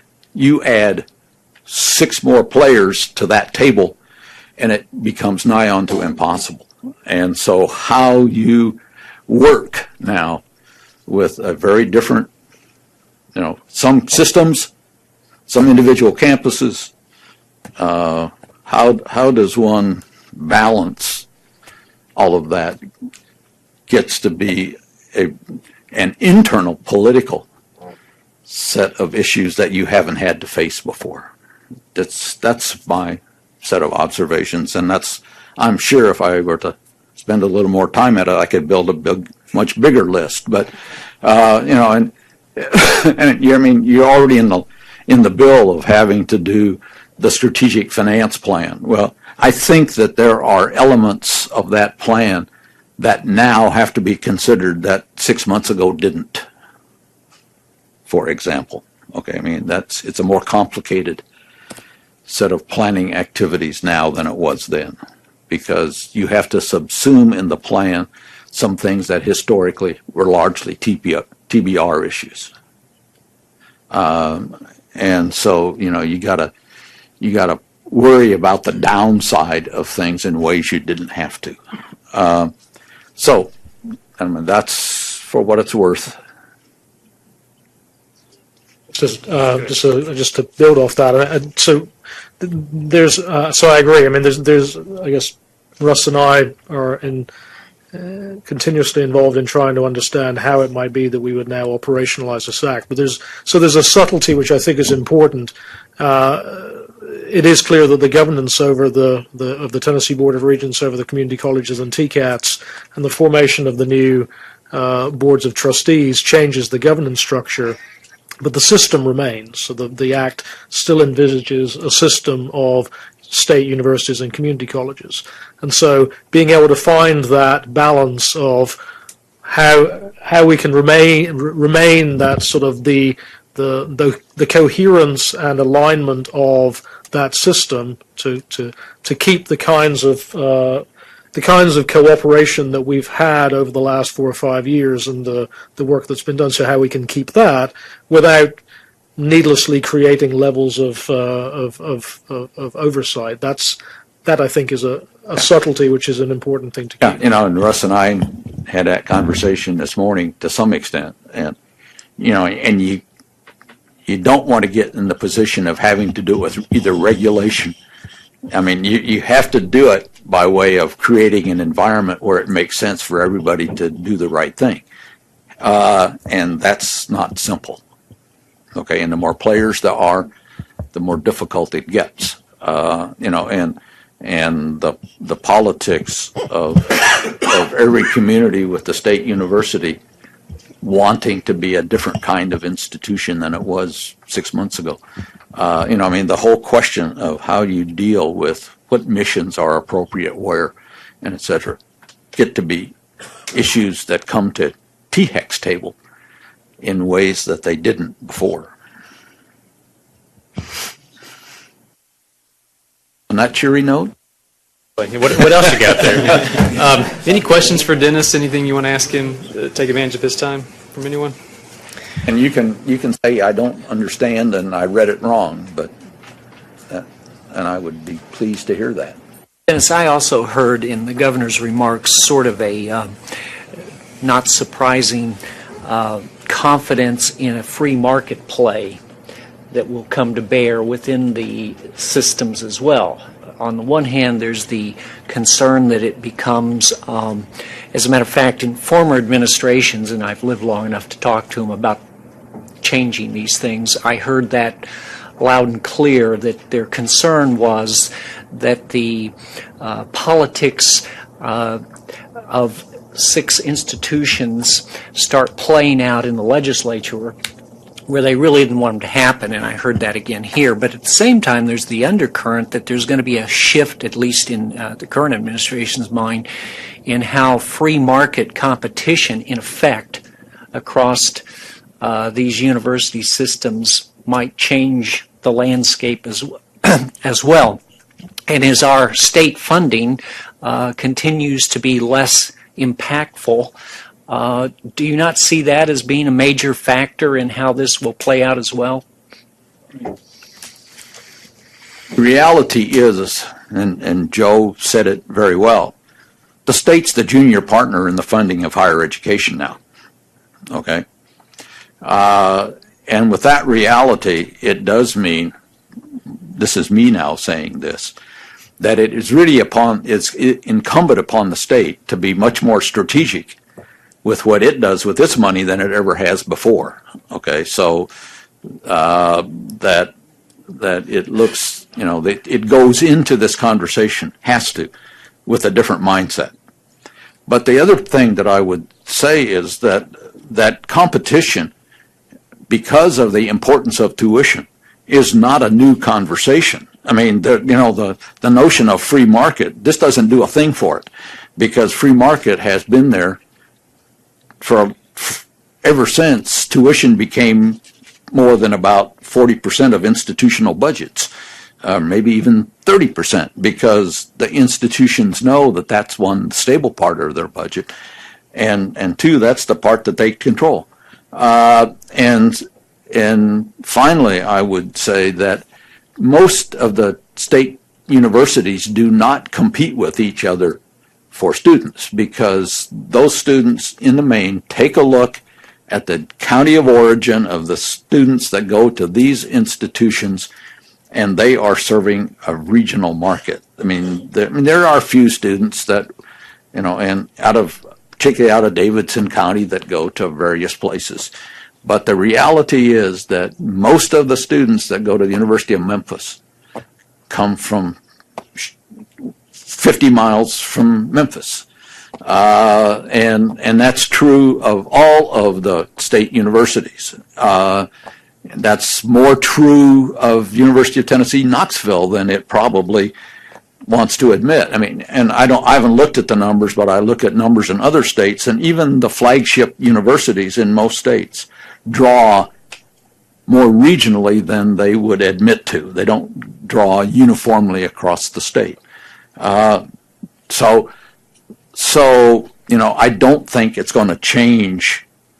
I don't think the notion of free market is going to be hugely affected by this governance change, because it's already been there. To the extent that there's a competition in the free market, it's going to be competition in the national sense, which means they're going to try to crawl up the mission kind of thing to become more noticed, rather than be more devoted to Tennessee. I mean, that's the part that is much more likely, because now we can go do things depending on how mission approval is and changes happen, and et cetera. But there's going to be more emphasis on the campuses to play in a bigger pond. That's, every place that's ever been through any of these things, that's just the way higher education is. It's in their DNA.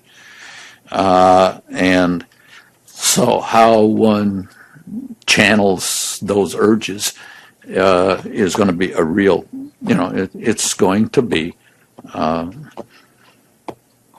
a challenge to THEC, because that's the only place that channeling can happen now. That answer your question, Keith? Yeah, but I actually was thinking of more in programming kinds of ways, where the way you do that is through program, and you achieve national, more regional, broader through program, and the question is going to become program expansion, et cetera, and we've had sort of a thumb on that, and I think that's where we may see some real challenges. Yeah, I mean, again, Russ and I had this conversation this morning, but, I mean, the whole, I'll use engineering because that's a pretty good one. And I would argue that if an institution doesn't have an engineering program and wants to start one, that's a mission change, okay? And that's very much in THEC's wheelhouse, whether you go there or not, okay? Because that really does change what an institution is about. But once you've let that horse out of the barn, once you've said you can have an engineering program, then you have to almost say, once you have engineering, then if you want to add another one and another one, we've already approved the mission change. We're not talking about mission now, so it's up to your board to approve that or not. And so that means that when you go down the mission thing, you got to just recognize that if you approve the first one, you've opened the door to a whole bunch of next ones. And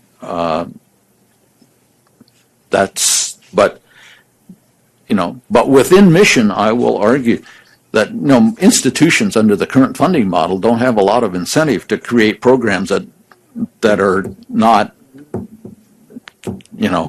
revenue, that are revenue negative. So institutions better be pretty smart about what programs they put in place within the missions they've got. The real, I think, issue is going to be, how do you specify mission in a way that doesn't just eat you alive?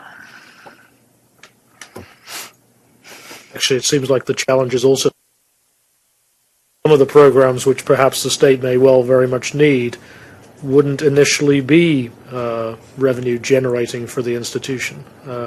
It would cost a chunk of change for a school that doesn't have an engineering school that started up, and then if the state needs more engineers, then actually the way the funding formula is currently set up, it may not incent that. So it can play both ways around. But this is the place where I would argue that being much more proactive with the capacity building grant is where you tackle that one. Okay, I mean, if the state says, hey, everything we can learn, everything we talk about with ECD, everything we take a look at says we are missing a big bet someplace, then I think that you've got an argument for use of capacity building grant to build capacity to do something. I mean, that's how I would separate the funding streams. Okay, I wouldn't put the burden of creating a program in the current funding model. I would put creating the program in the capacity building thing and say, that's how conceptually I.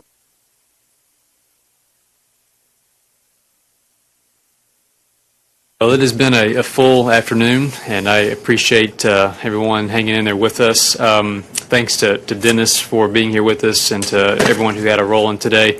Full meeting begins tomorrow morning at 9. The Harold Love Community Service Awards are at 11:30, also in this room. So we look forward to you joining us then, and we will stand adjourned. Thanks.